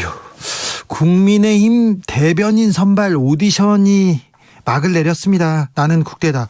국민의힘 새 대변인으로 20대 청년 2명이 선발됐는데요. 토론 배틀 화제였고요. 심사위원도 화제가 됐습니다. 오랜만에 보는 얼굴이었는데요. 전여옥 전 새누리당 의원, 안녕하세요. 네, 안녕하세요. 잘 지내시죠? 네, 뭐 개인 전욕의 삶을 재미있게 살고 있고요. 네. 정치를 할 때는 남의 인생을 산다는 생각을 하고 또 그렇게 해야 되는데요. 뭐 개인 전욕의 삶을 사니까 재밌고 좋죠. 아, 그렇습니까? 목소리도 밝아지셨습니다. 원래 정치 안 하면 그렇게 됩니다. 아, 그래요? 네. 자, 힘든 일이죠, 정치는. 그렇습니까? 대변인 출신으로 이명박 전 대통령이 야당의 전효옥 같은 대변인 꼭 필요하다고 이렇게 얘기했던 거 기억납니다. 대변인 출신으로 이번에 대변인 토론 배틀 심사위원 맡으셨는데 어떻게 보셨어요? 어땠습니까? 일단 나온 분들이 실력이 아주 출중했고, 그 다음에 젊고, 또 나이와 관계없이 이 젊음을 간직한 분들 보는 게 참 기뻤습니다. 그리고 그래요? 무엇보다도 예. 제가 이제 보수 정당에 몸을 담았던 지난 8년 동안 정말 우리 당이 이렇게 됐으면 좋겠다. 이렇게 바랬던 보수 정당의 모습으로 변화하고 있는 거를 아주 체감을 했습니다. 네. 그러니까 정치를 할 때 이 보수 정당이 더 젊어지기를, 더 역동적이길, 예. 또 보통 그 자신들을 우리 정당을 지지하는 분들하고 같은 음식을 먹고 같은 옷을 입기를 제가 참 바랬거든요. 네. 근데 그런 방향으로 가고 있어서 참 기쁘고 또 흡족했어요. 국민의힘이 지금 그 변화와 혁신을 보여주고 있는 것 같습니다. 20대 그 대변인인데 정치 현안, 정치 이 복잡한 문제를 잘 담아낼 수 있을까요? 하는 걱정도 좀 있습니다. 뭐 그 걱정은 하실 필요 없을 것 같아요. 왜냐하면 저도 그분들한테 뭐 압박 인터뷰도 해보고 그랬는데 네. 와, 뭐 주진우 MC나 저나 거기 들어갔으면 우리 16강에도 못 갑니다. 아, 그래요? 네. 네. 아니 저야 그렇다, 저야 말 못하니까 그래도 명 대변인 출신인데 뭐 전역 대변인은 물론 통과했겠죠. 시대 상황이라는 게 있는 거죠. 지금도 네. 제 역할은 따로 있는 거고 예. 그런 점에서 그들은 이 시대적인 역할을 가졌다는 뜻입니다. 예. 김현주 전 아나운서 이분 정치적 식견 어땠습니까? 참 저는 그분한테 감동을 했어요. 저는 이제 그분이 얼마나 화려한 방송 활동을 했는지 기억하고 또 그분을 기억하는 분들이 참 많잖아요. 많지요. 네. 그런데 그냥 오디션에 처음부터 끝까지 계단을 하나 밟아가지고 이 4강에 오르는 모습을 보고 또 그분의 그 나이가 56이에요. 근데 뭐 그래요? 물론 요즘은 뭐 50대면은 그리고 여전히 아름답고 지성미가 뿜뿜 하시는데 저는 그분이 계단을 하나하나 밟은 그 과정 자체가 우리 사회에서 지금 가슴 아파하는 잃어버린 공정을 다시 되찾는 그런 모습이다 이렇게 생각해서 개인적으로는 참 그분을 보는 것 자체가 굉장히 감동했고 최선을 다해서 이렇게 답을 스스로 구하는 모습이 제가 사실 울컥하긴 했습니다. 그래서 그분한테 힘든 질문을 드려서 이거 내가 괜히 너무 힘든 질문을 드린 게 아닌가 이런 생각까지 할 정도였어요. 울컥할 정도였어요? 현장에서 보면 그렇습니다. 네. 그러니까 그분이 이렇게 김현주 씨가 이렇게 대답을 할 때 얼마나 이제 자기 자신이 이 정답을 말하고 최선을 다하고자 하는 그래서 그 방송 경력이 그렇게 오래된 분인데 이 손이 이 발로 떨릴 때가 있더라고요. 그래서 그걸 볼 때 제가 굉장히 놀랐습니다. 왜냐하면 정말 신인의 모습으로 나는 새로 시작한다. 그리고 이 친구들하고 어떻게 보면 아들뻘인데 똑같이 시작한다. 그런 자세 감동적이었죠. 네. 정치권 상황도 좀 여쭤보겠습니다. 윤석열 전 검찰총장 대선 출마 선언하고 그다음에 행보를 이어가고 있는데 대변인 출신 정치인으로서 어떻게 보고 계십니까? 저는 상당히 그 플랫폼이 잘 된 분이라고 생각을 합니다. 그래서 이 검사를 했다가 또 정치에 특히 여의도 정치에 낯설 거는 뭐 당연한 거죠. 그런데 그 낯을 익히는 과정이라든가 이 적응하는 과정이 굉장히 빠르고요. 네. 그런 점에서는 지금 지지율이라는 거는 막 엎치락 뒤치락 할 수 있지만은 자신의 정치를 위해서 벽돌을 한 장 한 장 쌓아가고 있다. 그리고 거기다가 시멘트까지 바르고 있다. 이런 생각이 듭니다. 나름대로 저는 굉장히 성공적이라고 봅니다. 성공적으로 지금 진입하고 있는데 장모 사건이나 특별히 부인께서 이렇게 막 인터뷰하는 부분 이런 걸 보면 대변인 출신으로 뭐 조금 부족한 부분이 보입니까?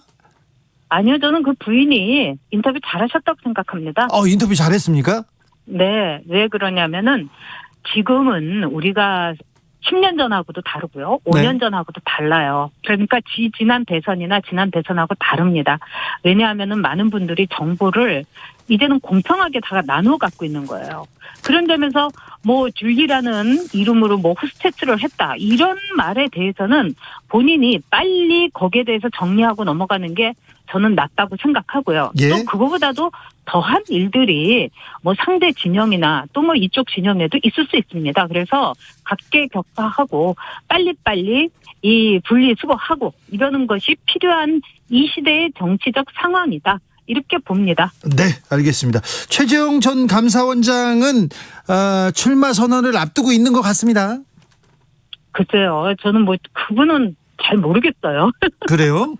네. 아직 뭐 선언을 한 것도 아니고 보여준 것도 없으니까요. 아니 그렇기도 하고 이 감사원장을 이제 하셨는데 그동안에 이제 윤석열 총장 같은 경우는 그야말로 이제 전쟁에 참가해서 아주 장렬하게 전사를 각오하고서 싸웠죠. 네. 근데 이제 최재형 전 감사원장의 경우에는 이분이 과연 전사인가? 네. 그리고 이분이 정치라는 이 거친 이 배틀필드를 감당할 수 있으실 건가? 네. 이런 점에서 저는 약간 의문을 가지고 있습니다. 네. 개인적으로. 근데 뭐 어떤 점에서 이렇게 볼 때 이리 보고 저리 봐도 이분은 거의 흠이 없고 또 많은 분들이 이 파면 팔수록 미담이 나오는 파판이다 이렇게 얘기하니까 저도 지금부터 만약에 그분이 정치를 하시겠다 이렇게 하면은 주의 깊게 볼 생각입니다. 네. 홍준표 의원은 어떻게 보고 계십니까? 예전에 홍준표 대표가 전효옥 대변인 한나라당 최고의 전사라고 막 추켜 세운 거 기억납니다. 네, 저도 기억하고 있죠. 네. 그리고 뭐 그분이 추켜 세운 게 아니라 실제로 제가 그랬습니다. 네. 최고의 전사였죠. 근데 네. 저처럼 홍준표 의원도 최고의 전사라고 생각합니다. 네. 그래서 지난 이제 4.15 총선에서 공천을 받지 못해가지고 이렇게 무수한 각계 전투를 거치면서 살아 돌아왔기 때문에 정치에서는 이런 생존 능력이 최고입니다. 그걸 네. 우리가 권력의지라고 얘기하죠. 그런 점에서 아주 탁월한 분이라고 생각하고 네. 지금 이제 홍준표 의원이 뭐 몇 가지 뭐 저도 이렇게 받아들이기 어려운 발언을 하시는 거는 사실이지만 그러나 제가 지난 8년 동안 보아왔던 홍준표 의원은 훌륭한 정치인이었다. 저는 이렇게 보고요. 또 하나 이 홍준표 의원이 지난 4년 전에 그 대선에서 보여줬던 홍준표의 정치 공약이라든가 이런 건 지금 봐도 매우 훌륭합니다. 그런 점에서 홍준표 선수가 좀 여유를 가지고 네. 이번 대선 레이스를 시작을 했으면 하는 바람을 갖고 있습니다. 저는 정치적인 애정을 홍준표 의원에게 갖고 있어요. 네. 홍준표, 최재형, 윤석열 훌륭한 점을 계속 얘기하고요. 국민의힘 대변인 토론 배틀 아름답게 마무리하셨는데 네. 문재인 대통령에 대해서는 철창안이 편해 보인다. 이 글은 좀 너무 심하신 거 아닙니까? 그거는 글쎄요. 이 주진우 MC가 워낙에 진영에 그 앞에 계신 분이니까 그렇게 생각하는 게 아닌가 싶습니다. 저는 굉장히 놀랬어요. 왜요? 왜 그러냐. 지금 나라가 엄청 어려운 상황이고요. 무엇보다도 북한 내부 사정도 굉장히 심각해요. 식량난에다가 코로나 위기에다가 그리고 이제 국경을 비롯해가지고 극도로 이제 폐쇄 상황을 통해 가지고 이 코로나와 모든 걸 견디고 있기 때문에 뭐 식량은 물론이고 에너지 다른 물품들이 들어가지를 못할 정도예요. 그런데 자, 이런 상황에서 문재인 대통령이 그 새끼 강아지한테 이렇게 이 젖을 먹이고 있는 우유를 먹이고 있는 이 상황이 저는 굉장히 놀라웠습니다. 그래서 어떻게 저렇게 편안하게 생각할 수 있을까? 북한 상황도 지금 엄청나게 위기를 향해서 치닫고 있고 우리나라도 뭐 부동산뿐이겠습니까? 다 어렵지 않습니까? 그런 점에서 많이 놀랐죠. 놀랐습니까? 그래도 네. 문재인 집사 이런 표현은 그 본인께서 그러신 거예요. 그때 선거운동 할 때 이 강아지 집사, 뭐 애묘인 뭐 이런 거 많이 얘기하잖아요. 네. 네. 강아지 집사란. 대통령이 동물을 안 좋아하시는군요. 대통령이 너무 한가해 보인다 이런 말이었군요. 중의적 표현이 아니라. 네. 뭐 여러 가지로 글을 쓸 때는 네. 이미 글을 생산하고 나면은 그 글을 해석하는 것은 독자들의 몫입니다. 네. 아무튼 중의적 표현으로 쓴 건 아니다. 전직 대통령이 또 철창 안에 있어서 또 이런 얘기를 하셨나 이런 생각도. 불편하게 보인다고 하는 것보다는 낫지 않습니까? 그래요? 네. 알겠습니다. 자, 그러면 아까 문재인 대통령에 대해 정부에 대해서는 조금 비판 어린 그 이야기를 해주셨는데 1년 남지 않았습니다. 자, 지난 4년 문재인 정부의 4년은 어떻게 보시고요? 앞으로 이 부분은 좀 고쳐야 될 텐데 좀 얘기해 주십시오. 글쎄 이거는 정말 제가 길게 얘기하고 싶지 않은데요. 네. 한마디로 지난 4년은 다시는 경험하고 싶지 않은 나라였습니다. 그리고 앞으로 제가 볼 때는 정말 자신이 잘못한 정책, 이 부분에 대해서 빨리빨리 수정을 해서 네. 더 큰 피해가 우리나라의 경제나 시장이나 또는 시스템에서 없도록 하기를 바랍니다. 예. 저는 문재인 정부에 대해서 처음에는 기대를 했어요. 왜 그러냐.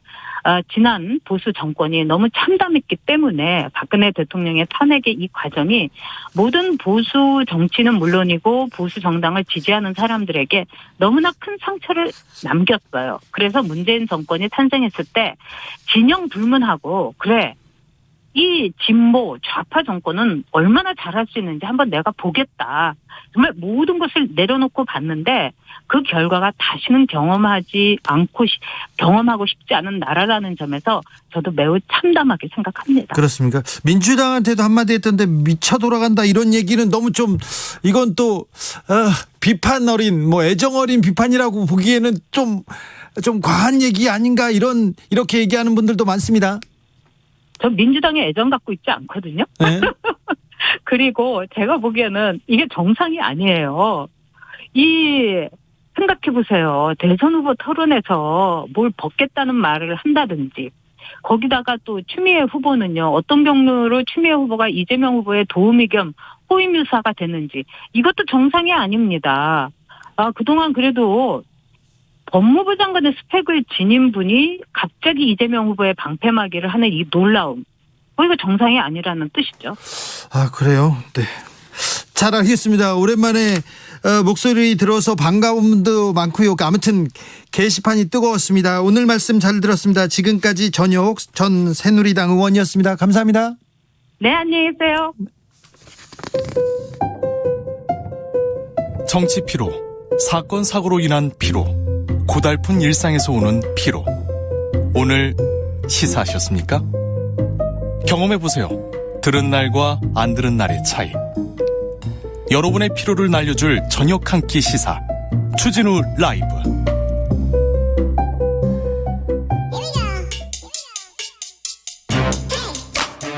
뉴스를 향한 진지한 고민, 기자들의 수다. 라이브 기자실을 찾은 오늘의 기자는 은지옥이요. 시사인 김은지입니다. 오늘 첫 번째 뉴스부터 가볼까요? 네, 검찰의 제19 감싸기 시도가 다시금 드러났습니다. 이거는 어제 오늘 일이 아닌데 조금 그래도 나아졌을 것 같은데 아직도 나아지지 않았습니까? 네, 이제 그 역사가 정말 오래되었는데요. 검찰개혁이 필요한 핵심 이유로도 꼽히고 있습니다. 그래서 그 관련된 사례를 주진우 라이브에서도 여러 차례 전해드린 바가 있습니다. 네, 그런데 국민들도 이걸 생각하고 있어서 그래서 그 힘이 공수처를 만들게 했죠. 네, 그렇죠. 검찰이 수사권과 기소권을 모두 가지고 있었다라는 데서 사실은 이 모든 문제가 출발했던 건데요. 예. 그러니까 비리 검사에 대해서 기소하지 않았다라는 부분이 가장 컸죠. 기소하는 거, 수사에서 감옥에 보내거나 재판에 붙이는 거 있지 않습니까? 이게 엄청난 권리인데 기소하지 않는 권리는 더 커요. 죄가 있는데 봐주지 않습니까? 그러면은 훨씬 더 큰 권한이에요. 돈도 훨씬 더 비싸요, 이런 게. 네, 티나지 않고 조용히 묻어갈 수 있고 있던 것들을 묻어준다라고 하는 건 사실 어마어마한 일인데요. 들어가지도 않는다는 점에서 더 크죠. 그리고요, 그것이. 죄가 10개야. 근데 가장 중요한 거 말고 가벼운 거 한두 개로 처리해주는 그런 스킬 검사들이 많이 발휘했습니다. 지금껏. 네, 사실 2013년에 드러났던 윤중천 사건 이 가장 대표적이라고 저는 생각하는데요. 예. 그 당시에 성접대로까지 볼 수 있던 사건들을 아주 작게 털어줬다라고 그때 보이긴 하죠. 김학의 전 차관 그 수사도 안 했지 않습니까? 네, 수사는 했는데 이제 기소를 하지 않았죠. 네, 제대로 안 했지 않습니까? 예, 그렇습니다. 그래서 공수처가 이러한 수사권과 기소권을 모두 가지고 있어서 특히 검찰에 대해서 견제할 수 있는 조직이다 이런 기대들이 꽤 컸습니다. 그런데 오늘 아침 한겨레 신문에 따르면요, 검사의 비위 사건을 공수처로 이첩하지 않고 자체적으로 검찰이 수사한 뒤에 종결할 수 있다. 그러니까 셀프 불기소할 수 있다라는 검찰의 방침이 공식 문서로 확인됐다라고 합니다. 지금 공수처를 무력화하는, 그리고 검사들이 자기가 가진 힘을 놓지 않겠다는 그런 가장 중요한 증거이기도 해요. 네, 일종의 검찰의 꼼수라고 할 수 있고요. 말씀처럼 검찰개혁에 대한 보이지 않는 저항이라고 할 수 있습니다. 지금 검경 수사권 조정해서 수사권을 경찰한테 넘기고 또 공수처가 생겼지 않습니까? 그런데 검사들이 중요 수사를 빼고는 다른 수사 안 하기로 했잖아요. 근데 인력 그리고 비용 이걸 다 가지고 있어요. 그대로. 아직 검찰은 바뀌지 않고 있습니다. 네, 이제 관련된 문건이 송기현 더불어민주당 의원을 통해서 나왔다라고 하는데요. 대검 내 문건입니다. 네. 이 문건에 따르면 수사 필요성 또는 수사 가치가 없거나 수사를 마친 시점에 혐의를 입증할 증거가 부족하여 혐의 없음 등 불기소 결정을 할 경우에는 공수처에 이첩할 대상이라고 볼 수 없다. 이런 말인 건데요. 그러니까 자체적으로 보고 이야기 안 된다고 하면 공수처를 안 넘기겠다. 이런 이야기들을 내부적으로 했고 공식 문건으로 가지고 있다는 겁니다. 검사가 이거 죄 안 돼요. 근데 나중에 기소해가지고 재판 받아봤더니 징역 3년 나오고 그런 거는 많습니다. 네, 자, 검사 관련 사건 검사들이 대부분 불기소했습니다. 대부분 봐줬어요. 네, 이제 그렇기 때문에 검사 사건은 검사가 하면 안 된다 이런 이야기들이 계속 나오고 있는 건데요. 예? 실제 숫자가 보여줍니다. 국회 법사위 소속 김남국 의원이 법무부에서 제출받은 자료에 따르면 지난 5년간 검사 관련 사건에 대해서 검찰이 한 기소율은 1%에 그쳤다라고 합니다. 네. 거꾸로 말하면 수사 대상이 됐던 검사 100명 중에서 1명만 기소가 된다 이렇게 보면 되는 건데요.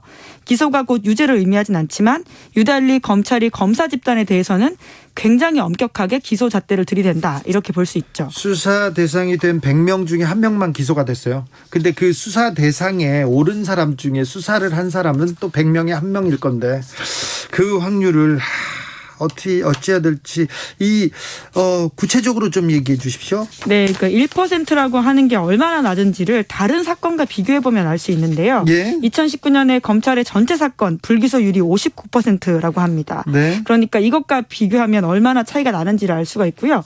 2016년, 17년, 2018년, 19년, 2020년 계속 98%에서 99% 사이 기소율, 불기소율입니다. 네.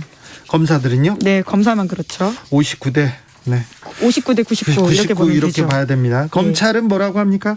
네, 대검 관계자가 한겨레와 통화해서 이렇게 이야기했다라고 하는데요. 공수처가 검사 비위에 대한 전속 수사 권한을 가진 게 아니다. 이렇게 이야기했다고 합니다. 그러니까 우리도 할 수 있다라고 하는 말인 건데요. 그 근거로 공수처법 24조 들었다라고 합니다. 여기에 따르면 그 수사하는 게 적절하다고 판단되면 이첩 요청해서 응할 수 있다. 이런 이야기가 있거든요. 그러니까 경우에 따라서는 보낼 수 있고 아니면 또 우리가 할 수도 있다. 이런 취지의 이야기를 하고 있습니다. 이건 안 되죠. 검사 수사는 검사가 하면 안 됩니다. 그런데 자기네들이 계속 하고 있다고 할 수 있다고 우기네요. 네, 이제 이런 검찰의 태도는 공수처의 설립 취지에 어긋난다라는 비판을 받고 있고요. 네. 또 이제 공수처가 처음 만들어지다 보니까 관련된 법이 굉장히 좀 정교하지 못한 부분들이 있어서 많아요. 네, 이제 이런 것들이 좀 법 개정이 필요하다라는 지적도 있습니다. 그러게요. 참 8237님께서 검찰개혁 아이고 이 숙제는 언제 끝날까. 그런데요 엄청 많이 했습니다. 검경 수사권 조정됐고 공수처가 지금 생겨가지고 가고 있어요. 그런데 앞으로 몇 걸음 더 가야 될 것 같습니다. 이 검찰 개혁은 시작이 어려웠는데 시작을 잘 출발을 해서요 성과를 볼 수도 있을 것 같습니다. 국민들이 조금 더 관심을 가지면 검찰 개혁으로 조금 속도를 낼 수 있을 것 같습니다. 이거 빨리 해야 되는데 급히가 아니라 전광석화처럼 해야 되는데 그런 생각해 봅니다. 다음 뉴스로 가볼까요? 네, 국회 본회의장이 혹시 노키즈존이라는 사실을 알고 계십니까? 몰랐어요. 네. 어린 애가 있는 국회의원이 없었죠. 그리고 어린 애들을 데리고 가는 그런 국회의원 못 봤죠. 네, 사실 해외에서는 종종 보이는 장면이긴 한데요. 그렇죠. 지금까지는 말씀처럼 국회의원이 주로 중년 이상의 남성이 많았기 때문에 이런 장면이 굉장히 낯선 장면이었습니다. 그런데 저 용해인 의원 때문에 이 얘기하시는 거죠? 네, 그렇습니다. 앞서서 또 이런 사건들이 있었는데요. 그렇죠. 국회 본회의장이 노키즈존이다 이런 사실을 일깨워준 사건이 앞서서도 있었습니다. 네. 지난 2019년 재임 중에 두 번째로 출산을 했던 신보라 당시 자유한국당 의원이 있었는데요. 신 의원이 2019년 3월 달에 6개월 된 아이를 데리고 본회의장에 출석하게 해달라 이렇게 문희상 국회의장에게 요청한 바가 있습니다. 근데요. 왜냐하면 이제 국회법이 151조에 따르면요. 본회의장 안에는 의원, 국무총리, 국무위원 그리고 그 밖에 의안 심의에 필요한 사람 또 의장이 허가한 사람만 들어갈 수 있습니다. 그래서 의장 허가가 필요했었는데 그 당시 문 의장은 불허했습니다. 아 그래요? 네. 그 전에 장하나 더불어민주당 의원도 이런 문제를 가지고 좀 토론을 했던 것 같은데요. 네, 첫 번째 그러니까 헌정사상 처음으로 재임 중에 출산을 했던 의원이 장하나 의원이고요. 두 번째가 신보라, 세 번째가 용해인 의원 이렇게 지금 환경과 여론과 장면들이 바뀌고 있습니다. 용해인 의원이 아이를 안고 국회로 오는 모습은 봤는데 본회의장 들어갔습니까? 그럼? 아니 지금도 가능하진 않아서요. 그래서 관련된 법안을 냈다라고 합니다. 네. 그러니까 개정안을 냈다라고 하는 건데요. 국회의원이 입법 그러니까 법을 만드는 사람이니까 법을 만들었어요. 그렇죠. 국회 회의장 아동 동반법이라고 하는데요. 이걸 좀 통과시켜 달라라는 내용입니다. 네. 국회 회의장에 수유가 필요한 24개월 이하 영아와 함께 출입을 허용해 달라라는 건데요. 그러니까 이것이 단순히 들어간다라는 게 아니라 이 자체가 보여주는 시그널이 아주 크다라고 보면 될 겁니다. 예. 왜냐하면 대한민국에서 여성은 임신, 출산, 육아의 과정을 혼자 감당하는 경우가 많은데 그런 부담이 저출산의 원인이 된다. 이렇게 용 의원은 지적하고 있거든요. 예. 그래서 이제 공적 지원을 늘려서 성평등한 돌봄 시스템을 마련해야 된다라고 주장을 하면서요. 이러한 법안을 냈다고 설명하고 있습니다. 예. 외국에서는 뭐 이런 모습 많이 보는데. 네, 그렇죠. 이제 슬슬 뭐 보이기 시작하는 것들도 있고요. 뭐 당장 과거부터는 아니지만 이제 더 많아지는 장면이긴 합니다. 네. 아마 기억하시는 가장 대표적인 장면은 2018년 3월 달에 2018년에 저신다 하던 뉴질랜드 총리가 3개월 된 딸을 데리고 유엔 총회에 참석한 적이 있어서요. 네. 굉장히 전 세계적인 집중을 받은 바가 있고요. 그리고 2017년 호주 의회 본회의장에도 녹색당 부대표가 생후 2개월 된 딸을 데리고 들어가서 모유 수유까지 한 장면이 있습니다. 그렇죠. 네. 게다가 또 미국도 그렇고요. 다 아이를 데리고 들어갈 수 있다라고 하는데 이것이 단순히 아이를 데리고 간다라는 의미보다는 얼마나 이 출산과 육아에 열려있는 공간인지 국회부터 좀 열려 있어야지 밑으로 또 내려갈 수 있지 않나 이런 문제의식을 담고 있는 것으로 보입니다. 그런 생각하죠. 네, 3824님께서 용해인 의원님 응원합니다. 가장 빨리 혁신이 돼야 할 곳은 국회입니다. 얘기합니다. 용해인 의원의 행보를 응원하는 분들이 많습니다. 5557님께서는 검찰, 국회 이 두 집단의 특검과 제19 감싸기 없어질 때 비로소 공정과 정의가 살아있는 사회가 될 것입니다. 이렇게 지적해 주셨습니다. 마지막으로 만나볼 뉴스는요. 네, 과거 윤석열 전 검찰총장 부인이 돈을 들고 와서 위증을 요구한 적이 있다. 이런 주장이 나왔습니다. 어떤 내용입니까? 네, 조선일보 소속이었던 이진동 기자가 뉴스버스라는 신생 매체에서 한 보도인데요. 네. 2006년 자신이 했던 인터뷰를 지금 공개했습니다. 네, 2006년에 인터뷰를 했는데 이번에 지금 풀었군요. 네, 그렇습니다. 윤석열 전 총장과 결혼하기 전 일이긴 하지만 윤 전 총장이 대선 출마를 선언했기 때문에 아내 또한 검증 대상으로 본다라고 판단했다면서 한 보도라고 이야기하고 있는데요. 네. 그러면서 조선일보 사설을 인용하기도 했습니다. 윤 전 총장 본인의 법적 도덕적 책임이 없다 할지라도 주변 사람들의 행적 자체로 유권자들의 선택에 영향을 미치게 될 것이기 때문에 이런 보도를 한다라고 이야기를 하고 있는데요. 조선일보 사설을 인용했을까요? 왜? 자, 그 내용으로 가볼까요? 네, 조선일보조차도 이렇게 이야기하고 있다라는 걸 아마 말하고 싶었던 것 같은데요. 네. 2006년 윤석열 전 총장의 장모인 최은순 씨, 그러니까 당시는 장모가 아니긴 했는데요. 현재로서는 그렇습니다. 그 최은순 씨와 정대택 씨 그리고 김모 씨 이렇게 세 사람이 경매로 나온 건물을 낙찰받은 적이 있다라고 합니다. 낙찰받은 데 이익금이 많이 생겼습니다. 네, 50억 넘게 이익금이 생겼는데요. 이 돈을 나누는 과정에서 분쟁이 커졌습니다. 네. 그래서 소송을 하고 형사고소를 하고 민사소송도 하고 이런 분쟁이 있었는데요. 당시에 이런 갈등으로 인해서 정대택 씨가 1심에서 징역 2년형을 받았습니다. 예. 그런데 이런 1심의 유죄의 결정적인 진술을 한 게 백아무개 씨라는 법무사였거든요. 법무사가 가운데 있었어요. 네, 그런데 이 사람이 2심에서 말을 바꿉니다. 네. 내가 1심에서 최은수 씨 쪽에 유리하게 거짓말을 해줬다. 그러니까 위증했다 이런 이야기를 했고요. 돈도 받았다고 했죠. 네, 2억 원도 받았다 이런 이야기를 그 당시 했다라고 합니다. 네, 그런데 1심에선 얘기했다가 2심에서 말을 바꿨다고요. 그래서 어떻게 됐습니까? 네, 이제 그런데 이러한 백 씨의 진술 번복이 그 재판에는 영향을 미치지 못했는데요. 정대택 씨는 대법원까지 유죄가 확정돼서 2년형을 살았습니다. 그런데 갑자기 핵심 증인이라고 할 수 있는 백 씨가 재판 중간에 말을 바꾸니까 그 당시에 최은순 씨 딸이었던 김건희 씨가 1억 원을 들고 와서 1심 재판대로 증언해달라 이런 이야기를 했다라고 백 씨가 주장했다라는 보도입니다. 김건희 씨가 이 관련된 인터뷰를 했어요. 네, 이것도 뉴스버스에 나온 내용인데요. 자신이 1억 원을 가져간 건 맞지만 위증을 요구하지 않았다 이렇게 밝혔는데요. 그러니까 그 당시 왜 그런 행동을 했냐면 화해시킬 의도였지 위증을 요구한 적은 없다 이렇게 반박을 했습니다. 네. 네, 돈을 가져간 적은 있다라는 걸 결과적으로는 인정하게 된 셈인 건데요. 하지만 그 의도가 위증을 교사한 건 아니었다. 이런 취지의 주장을 하고 있습니다. 네. 예, 뿐만 아니라 정대택 씨가 이런 주장도 하고 있는데 김 씨가 사건 처리 과정에서 윤석열 전 총장 등의 영향력을 행사했을 것이다. 라는 이야기를 하고 있다라고 하는데요. 이에 대해서도 괴소문이다라고 반박을 했다고 합니다. 네. 또 그리고 남편의 지위를 이용해서 그런 게 아니고 자신이 사건에 개입한 바가 없다. 라면서 오히려 남편이 공직자 그러니까 윤석열 전 총장에 대해서 약점을 가지고 공격하고 있다라는 식의 반박을 했다라고 뉴스버스가 보도했습니다. 알겠습니다. 뉴스버스는 왜 김건희 씨와 김건희 씨의 줄리 관련된 인터뷰를 했던 매체인데요. 김건희 씨 관련된 의혹들을 계속해서 보도하고 있습니다. 이 내용이 정확히 뭔지 저희가 조금 시간을 갖고 자세히 설명하는 자리를 마련하겠습니다. 금방 마련하겠습니다. 기자들의 수다 지금까지 시사인 김은지 기자와 함께했습니다. 감사합니다. 네, 감사합니다. 교통정보센터 다녀올게요. 이승미 씨. 네, 이 시각 교통 상황입니다. 호우특보가 발효 중인 부산에서는 산책로와 하천변도로의 차량 통행을 막고 있는데요. 온천천의 세계교량의 하부도로를 포함해서 수영강 세월교, 영락공원 지하차도, 덕천 배수장 인근 도로가 통제되고 있습니다. 또 토사가 유입됐던 벌교 조성강 경전선 철로 복구 작업 마무리가 됐는데요. 추가 사고를 우려해서 열차 운행이 중단된 상태입니다.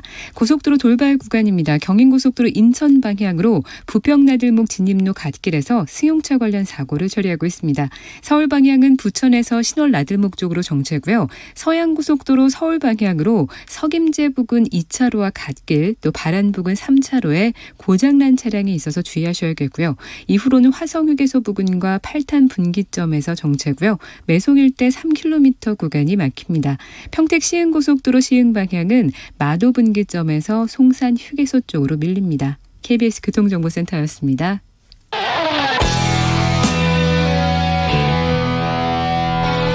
스치기만 해도 똑똑해진다. 드라이브 스루 시사 주진우 라이브.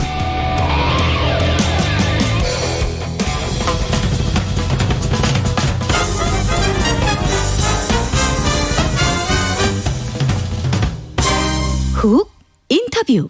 훅 인터뷰 이어가겠습니다. 여권 야권 대선 출마 선언 이어지고 있습니다.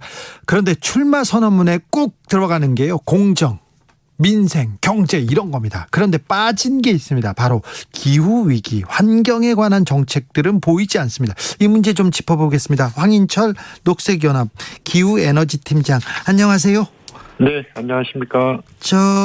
대선에 출마한 후보들의 그 공약을 쭉 훑어보는데 기후위기 관련된 공약은 잘 보이지 않습니다. 네, 그렇습니다. 지금까지 출마 선언을 여권, 야권 공동적으로 계속 하고 있고, 민주당 같은 경우는 지금 예비 경선하고 있지 않습니까? 예. 예비 경선 후보들이 지금 주요 공약을 공개를 하고 있습니다. 그래서 저희가 출마 선언문하고 주요 공약들을 지금 좀 분석을 해봤는데요. 예. 사실상 기후위기를 진지하게, 자신의 정치적인 어떤 비전과 목표로서 제시하고 있는 후보는 없다라고 평가가 되고요. 아예 없습니까?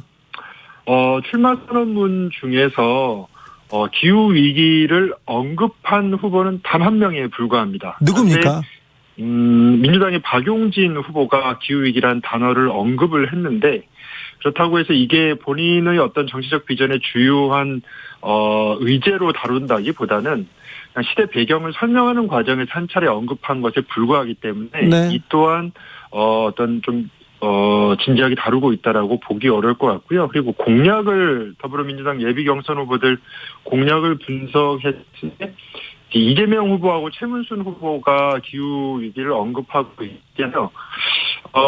이 또한 어떤 성장 전략을 언급하는 맥락이나 개헌에 들어갈 내용을 언급하는 정도였지 구체적이고 어떤 핵심적인 의제로서 제시하고 있지 못하다 이렇게 평가할 수 있겠습니다. 그래도 이재명, 최문순 후보는 기후위기에 대해서 얘기하고 있는데 다른 후보들은 없습니까? 두 후보 말고 기후위기 자체를 언급하고 있는 사례는 없고요. 그리고 한 후보가 이제 뭐 그린 성장 이런 정도로 언급한 사례만 찾아볼 수 있었습니다. 그린 성장이요? 이명박 전 대통령도 맨날 그린 했었는데 녹색. 저희가 기후위기 시대 지금 녹색 성장이라는 게 이미 이명박 정부 시절에 실패한 걸로 거의 판단이 나지 않습니까? 이게 경제 성장의 하나의 수단으로서만 녹색과 기후를 가져다 쓰는 것은 굉장히 심각한 문제다. 오히려 해결을 어렵게 한다. 이렇게 보고 있습니다. 팀장님, 자, 대선 후보들이 이 공약에 이런 공약은 좀 포함됐으면 하는 게 있습니까?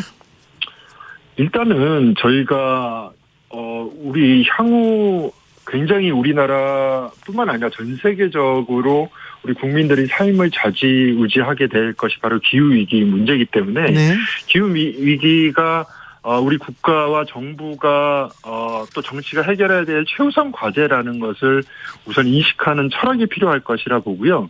그러한 관점에서 공약에는 당연히 이러한 기후위기 해결을 위해 지금 정책적으로 해결해야 될 문제, 예를 들면 2030년 이전까지 석탄 발전을 끈다랄지, 또 우리가 수출하려고 하는 해외 석탄 수출을 중단한다랄지, 또한 탄소 다배출하게 될 여러 가지 공항, 신공항 사업, 토건 사업 이런 것들을 중단하는 것, 또한 앞으로 산업 전환이 대대적으로 필요할 텐데 이 과정에서 노동자, 농민, 지역 주민들의 삶을 보호하고 그들의 권리를 지킬 수 있는 정의로운 전환 계획이랄지 이런 부분들이 꼭 필요하다라고 생각이 들고요.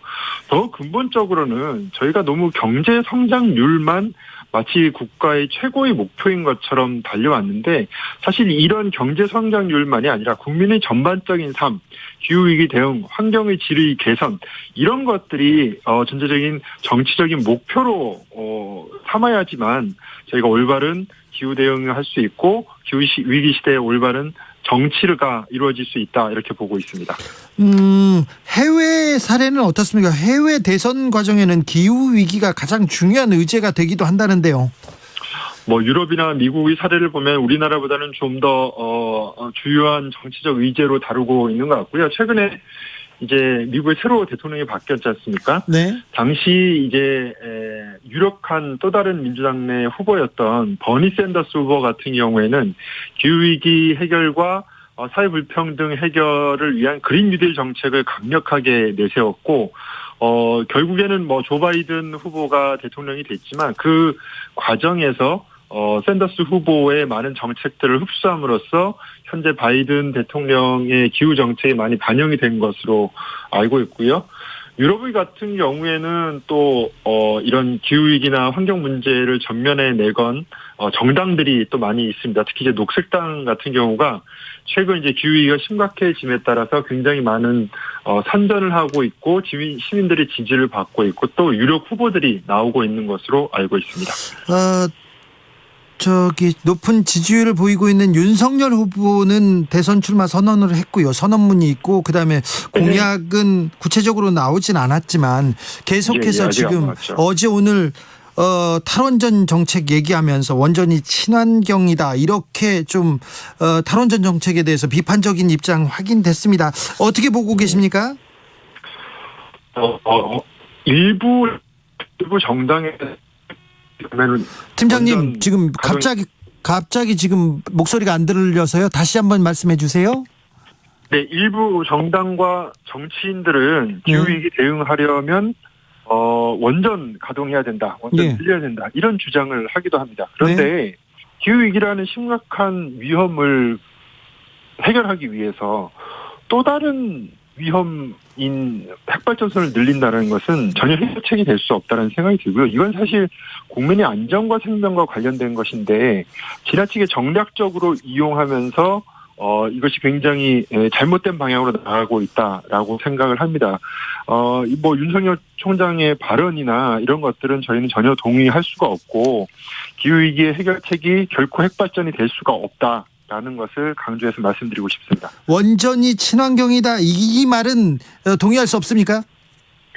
완전히 친환경이 될 수 없다는 것은 그동안의 후쿠시마 핵사고, 체르노빌 핵사고 등을 통해서 이미 확인된 것이고요. 예. 이것이 핵발전을 하면 나올 수밖에 없는 고준위 핵폐기물은 거의 10만 년 이상 우리 이 후손들의 생명을 위협하고 생태계를 위협하는 소위 고맹독성의 쓰레기를 배출하게 되는데, 이 처리를 제대로 할 수 있는 기술과 방안도 없는 상태에서 원전을 계속 한다라는 것은 굉장히 무책임한 것이고, 기후 위기에 못지않은 이런 인류의 생존을 위협하는 행동이다, 이렇게 볼 수 있겠습니다. 7305님께서 기후위기 심각하다. 권력이고 돈이고 모조리 날아간다, 이렇게 우려하고 계십니다. 박선봉님께서는 기후 얘기하면 기업들이 싫어합니다. 기후, 노동, 환경 그들이 엄청 싫어합니다, 이렇게 얘기합니다.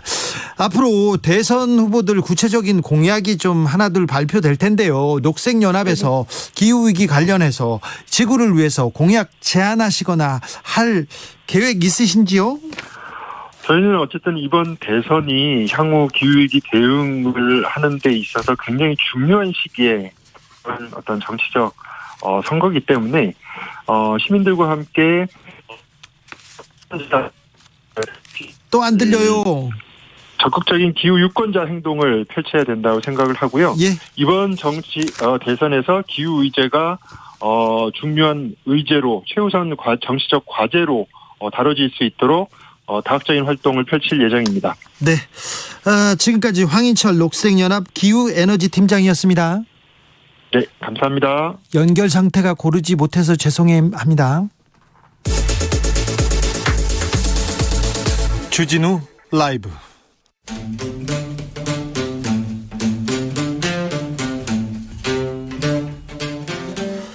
(2030) 청년이 보고 듣고 느끼는 요즘 우리 사회, 그것이 궁금하다. MZ세대에게 묻는다. 요즘 뭐하니? 프로게이머 출신 유튜버 황희두씨, 어서오세요. 네, 안녕하세요. 자, 오늘 준비한 얘기로 가볼까요? 네, 국민의힘에선 최근 나는 국대다라는 대변인 토론 배틀을 했고, 민주당에선 대선 예비 경선 국민 면접을 치렀습니다. 네. 그래서 이게 좀 반응이 어떤지를 좀 모아봤습니다. 나는 국대다, 국민의힘 인터넷 여론 반응이 조금 뜨거웠습니다. 예, 일단 응원하는 내용을 요약해보면 마케팅이 매우 좋았다. 기존 이미지 벗으면 2030뿐만 아니라 40대도 다 흡수할 것 같다. 그리고 사고 치지 말고 잘하기 빌면서, 또 젊어서 좋은 것도 많지만 살아보니 나이 많은 사람들이 하는 말은 다 이유가 있기도 하던데, 잘 경청하고 존중해서 수권 정당의 모습을 갖추고 그런 좀 좋은 정당이 됐으면 좋겠다. 이준석 대표가 온 후에 멋지게 변하고 있다. 이런 반응들이 있었고요. 네. 또 비판의 목소리는 처음엔 신선하다고 생각은 했지만 길어지고 과도하게 이슈화되다 보니 본질에 대한 의구심이 생기기 시작했다. 바뀌어야 할 것은 대변인이 아니라 대변할 주체인 그 당의 기득 세력들인데 그게 변하지 않은 것 같은 그 점을 좀 지적한 목소리도 있었고. 그렇죠. 바뀌어야 할 것은 대변인이 아니라 네. 그 세력들인데 그렇기도 하네요. 예, 이외로도 젊은 피가 젊은이들의 표시면 좋긴 하겠지만 정치사회 경험 없는 대변인이 과연 그 정부 여당의 포퓰리즘과 뭐가 다르냐, 이런 지적도 있었습니다. 그래도 20대들이 막 대변인 된다고 하고 그러니까 청년 반응은 좀 반응이 좀 뜨거웠을 것 같은데요. 예, 아무래도 관심을 그래도 이전보다는 훨씬 많이 가지는 것 같습니다. 네. 청년들의 반응을 보면 토론 배틀 스포 안 당하려고 열심히 노력하고 한마디로 되게 재미있게 봤다, 이런 반응도 있었고, 또 예전의 토론 배틀보다 더 발전된 게 보인다. 이번에 그 선발대회를 보면 천재적이라는 그런 생각이 들었다는 반응도 있었고, 또 부정적인 반응으로는 대변인이 무슨 장난이냐, 무슨 토론 배틀로 뽑냐, 이런 오디션 프로그램에 대한 얘기랑 좀 비교도 되기도 했습니다. 네. 6175님께서 MZ세대가 마징가 Z세대인데 이거 맞나요? 이렇게. 아니, 그건 아니고 밀레니얼 Z세대입니다. 이분 다 알고 있어요. 그런데 마징가 Z 재미 섞인 말로 얘기합니다. 저는 마징가 Z세대는 맞는 것 같습니다. 민주당 국민 면접에 대해서는 어떤 반응인지요? 네, 이게 토론과 국민 면접으로 어떤 사람이 대선 후보로 적합한지 알 수 있었고, 거짓 해명과 말바꾸기는 더 이상 통하지 않는다, 이런 응원의 목소리도 있었는데, 좀 비판적인 목소리는 내로남불이나 무능한 정권이 제대로 된 반성 없이 또다시 기득권 잡겠다고 나왔는데 이걸 어떻게 찍냐, 그들만의 잔치에 관심 없다, 이런 의견들이 좀 나뉘었습니다. 응원보다 비판이 좀 더 많았죠. 좀 더 특히 그 앞에 나는 국대다랑 네. 비교를 하면서 이게 뭐 따라간 거 아니냐 이런 지적들도 좀 많이 있었습니다. 민주당이 지금 청년들한테 지금 마음을 못 사고 있어요. 지금 명확하게 알아야 돼요. 국민 면접 별로 청년들한테 관심이 없습니다. 응원보다는 비판이 훨씬 많았다고 합니다. 예, 뭐 사실 그래서 뭐 청년들도 뭐 이렇게 뭐 다양한 반응들 보이긴 했는데요. 뭐 각자 응원하는 후보들을 칭찬하는 댓글들이 많았는데 어쨌든 중요한 것은 이 이벤트라든지 뭐 이런 어떤 보여주는 것도 중요하지만 그 본질을 잘 캐치해서 문제를 해결하는데 좀 더 초점을 맞춰야 된다는 생각들이 많이 들었습니다. 다음 얘기 가볼까요? 예, 지금 그 우리나라의 지위가 개발도상국에서 선진국으로 변경됐다는 소식이 전해지지 않았습니까? 그렇습니다. 역사상 처음으로 이런 일이 있었다고 하는 보도를 봤습니다. 예, 이에 대해서 반응을 좀 가져와 봤습니다. 네. 응원하는 반응은 이 정부가 좋다. 마흔에 처음으로 애국심이 생긴다. 선진국 반열에 오르는 것이 내 생에 오다니 정말 꿈 같다는 반응도 많았고요. 베네수엘라 된다고 그렇게 주장하더니 완전 반대로 이렇게 오히려 올라가는 것 같다. 그러니까 베네수엘라 우리나라 지금 망한다고는 안 하지만 베네수엘라나 중남미 국가처럼 간다고 하는데 그렇게 가지는 않습니다. 언론의 생각과는 달리. 예, 그래서 어떤 분은 외국인 친구들 모두 한국이 선진국 아니라고 말하면 비웃듯이 한국이 선진국이 아니면 어디가 선진국이냐라는 듯이 말하긴 했는데 아무튼 그 정도로 지금 대한민국이 많이 변했다, 발전했다 뭐 이런 반응들이 많았고요. 네. 또 비판의 목소리는 이거를 대통령이 잘해서 이렇게 선진국으로 갔다는 주장하는 걸 납득하기 어렵다. 그래서 뭐 과거 정부라든지 뭐 이런 재벌 대기업들이 수십 년간 고생한 덕에 이렇게 됐다. 뭐 이런 반응도 있었습니다. 아, 네. 그리고 이렇게 선진국 반열에 올랐는데 왜 국민은 이렇게 살기가 힘드냐 뭐 이런 지적도 있었습니다. 살기는 항상 힘들었던 것 같아요. 뭐 언제나 힘들어요. 또 서민은. 예, 맞습니다. 자, 보수 커뮤니티에서는 이 뉴스를 어떻게 봅니까? 일단 이게 그 개발도상국 혜택을 포기하고 선동하려고 선진국 지위를 직접 신청한 거였다라는 식으로 네. 이게 좀 확인되지 않은 사실을 이렇게 네, 이건 전하는 사실이 느낌입니다. 아니고요. 그래서 이게 개도국의 혜택을 생각해서 그동안은 다른 정부는 실리적으로 판단해서 계속 머물렀다는 얘기예요, 이게. 네. 근데 이번 정부는 지금 선거를 앞두고 정부 치적으로 만들려고 정치적 목적을 위해 이거 실리를 포기하고 선진국 지위를 얻었다는 그런 주장들이 좀 퍼지고 있었습니다. 아니, 선진국의 지위가 그 신청한다고 해서 되는 것도 아니고요. 그 신청하려고 그 경제적 수치, 과학적 수치를 쌓아 놓는 것도 이게 쉬운 일만은 아닐 것 같은데요. 네, 알겠어요. 다음으로 만나볼 뉴스는요? 네, MZ세대들이 쿠팡 불매 운동에 적극적으로 나서고 있습니다. 그렇습니까? 그렇게 생각합니까? 예, 지금 쿠팡 탈퇴 해시태그까지 걸면서 이게 좀 많이 퍼지고 있는데요. 뭐 탈팡이란 얘기까지 나올 정도로 많은 소비자들이 쿠팡을 탈퇴하고 있는 겁니다. 지난 물류센터 화재 이후에 민낯처럼 드러난 노동자 처우 문제, 안일한 대처 방식, 이 고객들의 신뢰까지 이제 다 태워버렸다는 표현이 나오고 있는데요. 지금 여태까지는 뭐 속도와 편리라는 이점을 주로 생각했다면 이제는 가치를 우선순위로 두고 있는 그런 분위기입니다. 예. 특히 이게 지금은 소셜미디어를 통해서 좀 이런 소식들이 적극적으로 알려지고 활용을 하다 보니까 물리적인 연대, 뭐 이게 오프라인에서 만나진 않더라도 소셜미디어를 통해서 신념과 관련한 연대를 지금 맺고 있는 상황이죠. 그래서 또 속도도 굉장히 빠르게 즉각적으로 반응을 하고 그래서 지금 20대 사용자의 24.5%가 줄어들면서 가장 큰 이탈률을 보이기도 했다고 합니다. 아, 그래요? 예. 이 쿠팡 불매 운동에 대해서 인터넷 여론은 어떻습니까? 일단 비판적인 반응은 무슨 소리냐, MZ세대가 쿠팡 불매를 한다니 뭐 금방 언제 그랬나는 듯 최저가나 행세를 하면 다시 돌아올 거다, 뭐 나는 좋아서 계속 쓸 거다, 뭐 한창 코로나 창궐할 땐 로켓 배송 톡톡히 봐놓고 뭐 이런 반응도 있었고요. 여기에 공감한다는 반응도 또 많았습니다. 난 이미 탈퇴했다, 뭐 처음에는 좀 불편했지만 금방 다른 수많은 온라인몰들이 있기에 익숙해지더라, 이런 악덕 기업은 퇴출돼야 된다, 이렇게 반응이 좀 나뉘었습니다. 청년들이 쿠팡에 좀 화가 났습니까? 좀 비판적인 입장도 있긴 했는데 회의적인 반응도 좀 은근히 많이 보였습니다. 이게 과연 진짜 의미가 있는 게 맞냐라는 이야기인데요. 가만 보면 안 쓰는 사람들이 불매하면서 자꾸 이런 분위기를 조장하는 것 같다라든지 아니면 또 아무 상관도 없는 사람들이 도덕적 우월감, 정의를 실현시키기 위해 이걸 일방적으로 좀 때리는 모습이다, 뭐 이런 주장도 일부 있었습니다. 네. 하지만 일본 불매운동보다 쿠팡 불매운동이 더 시급한 것 같다, 나도 방금 탈퇴하고 앱 삭제했다, 쿠팡 없이 잘 살고 있다, 이런 반응들도 굉장히 많이 있었습니다. 네. 청년들이 쿠팡에 화가 났다고 합니다. 왜 청년들이 화났는지 쿠팡이 잘 아실 거예요. 좀 거듭나기를, 좀 국민들한테, 청년들한테 다가오기를 빌겠습니다. 요즘 뭐하니? 유튜버 황희두 씨, 오늘도 감사했습니다. 네, 감사합니다. 오늘도 수고하고 지친 자들이여 여기로 오라. 이곳은 주기자의 시사 맛집 주토피아 주진우 라이브.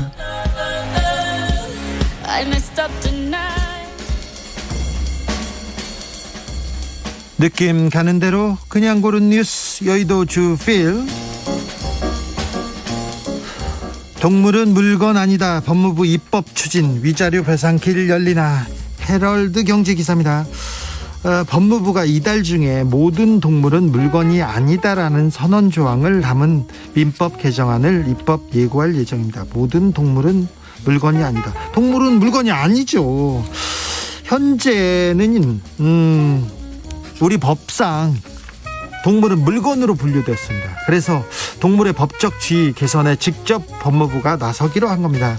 반려동물이 다른 사람의 잘못으로, 실수로 죽거나 다치지 않습니까? 그러면 지금은 시장 거래가액을 배상받습니다. 그러니까 강아지라면 강아지의 가격만큼만 배상을 받는데, 이제 법이 바뀌면요, 물건에 대한 손해배상은 과 별도로 위자료도 줘야 된다고 합니다. 그러니까 가족이 다치거나 사망했을 때처럼 정신적 손해배상 이렇게 받을 여지가 생기는 겁니다. 모든 동물은 물건이 아니죠. 우리 법도 동물한테도 이렇게 한 걸음 이렇게 더 넓어집니다. 그래서 앞으로 나아가는 것 같습니다. 이소룡 딸, 아버지 비하 타란티노 감독의 지겨운 백인 남성, 프레시안 기사입니다. 타란티노 감독이라고 액션 영화 이렇게 잘 만드는 감독이 있는데요. Once Upon a Time in 할리우드에서 이소룡을 건방지고 오만한 액션 배우로 묘사했습니다. 그리고는 최근에도 이소룡이 한 전기를 인용하면서 과거 영화 촬영장에서 스탠트맨한테 무례하기도 했다고 이렇게 주장했습니다. 그러자 이소룡의 딸이 나섰습니다. 백인 남성들이 1960년대 70년대 할리우드에서 아버지가, 중국인 아버지가 일하는 거에 얼마나 노력했는지 모른다고 반박했습니다. 이소룡은 중국계 미국인이었는데 그 당시만 해도 백인 남성만 있었지 중국계 미국인이 주인공이 되는 그런 일은 없었거든요. 그러면서 이소룡의 업적이 아시아계 미국인에게 자부심을 불러일으키는 것을 가볍게 평가절하한다면서 이렇게 타란티노 감독한테 따끔하게 얘기했습니다. 손주 웃음 주려고 열흘간 시소 타기 도전. MBC 기사입니다. 시소를 타면서 여유를 만끽하고 있는 할아버지가 있어요. 열흘간 시소 타기를 도전 중인 미국인 척 워커씨인데, 척 워커씨.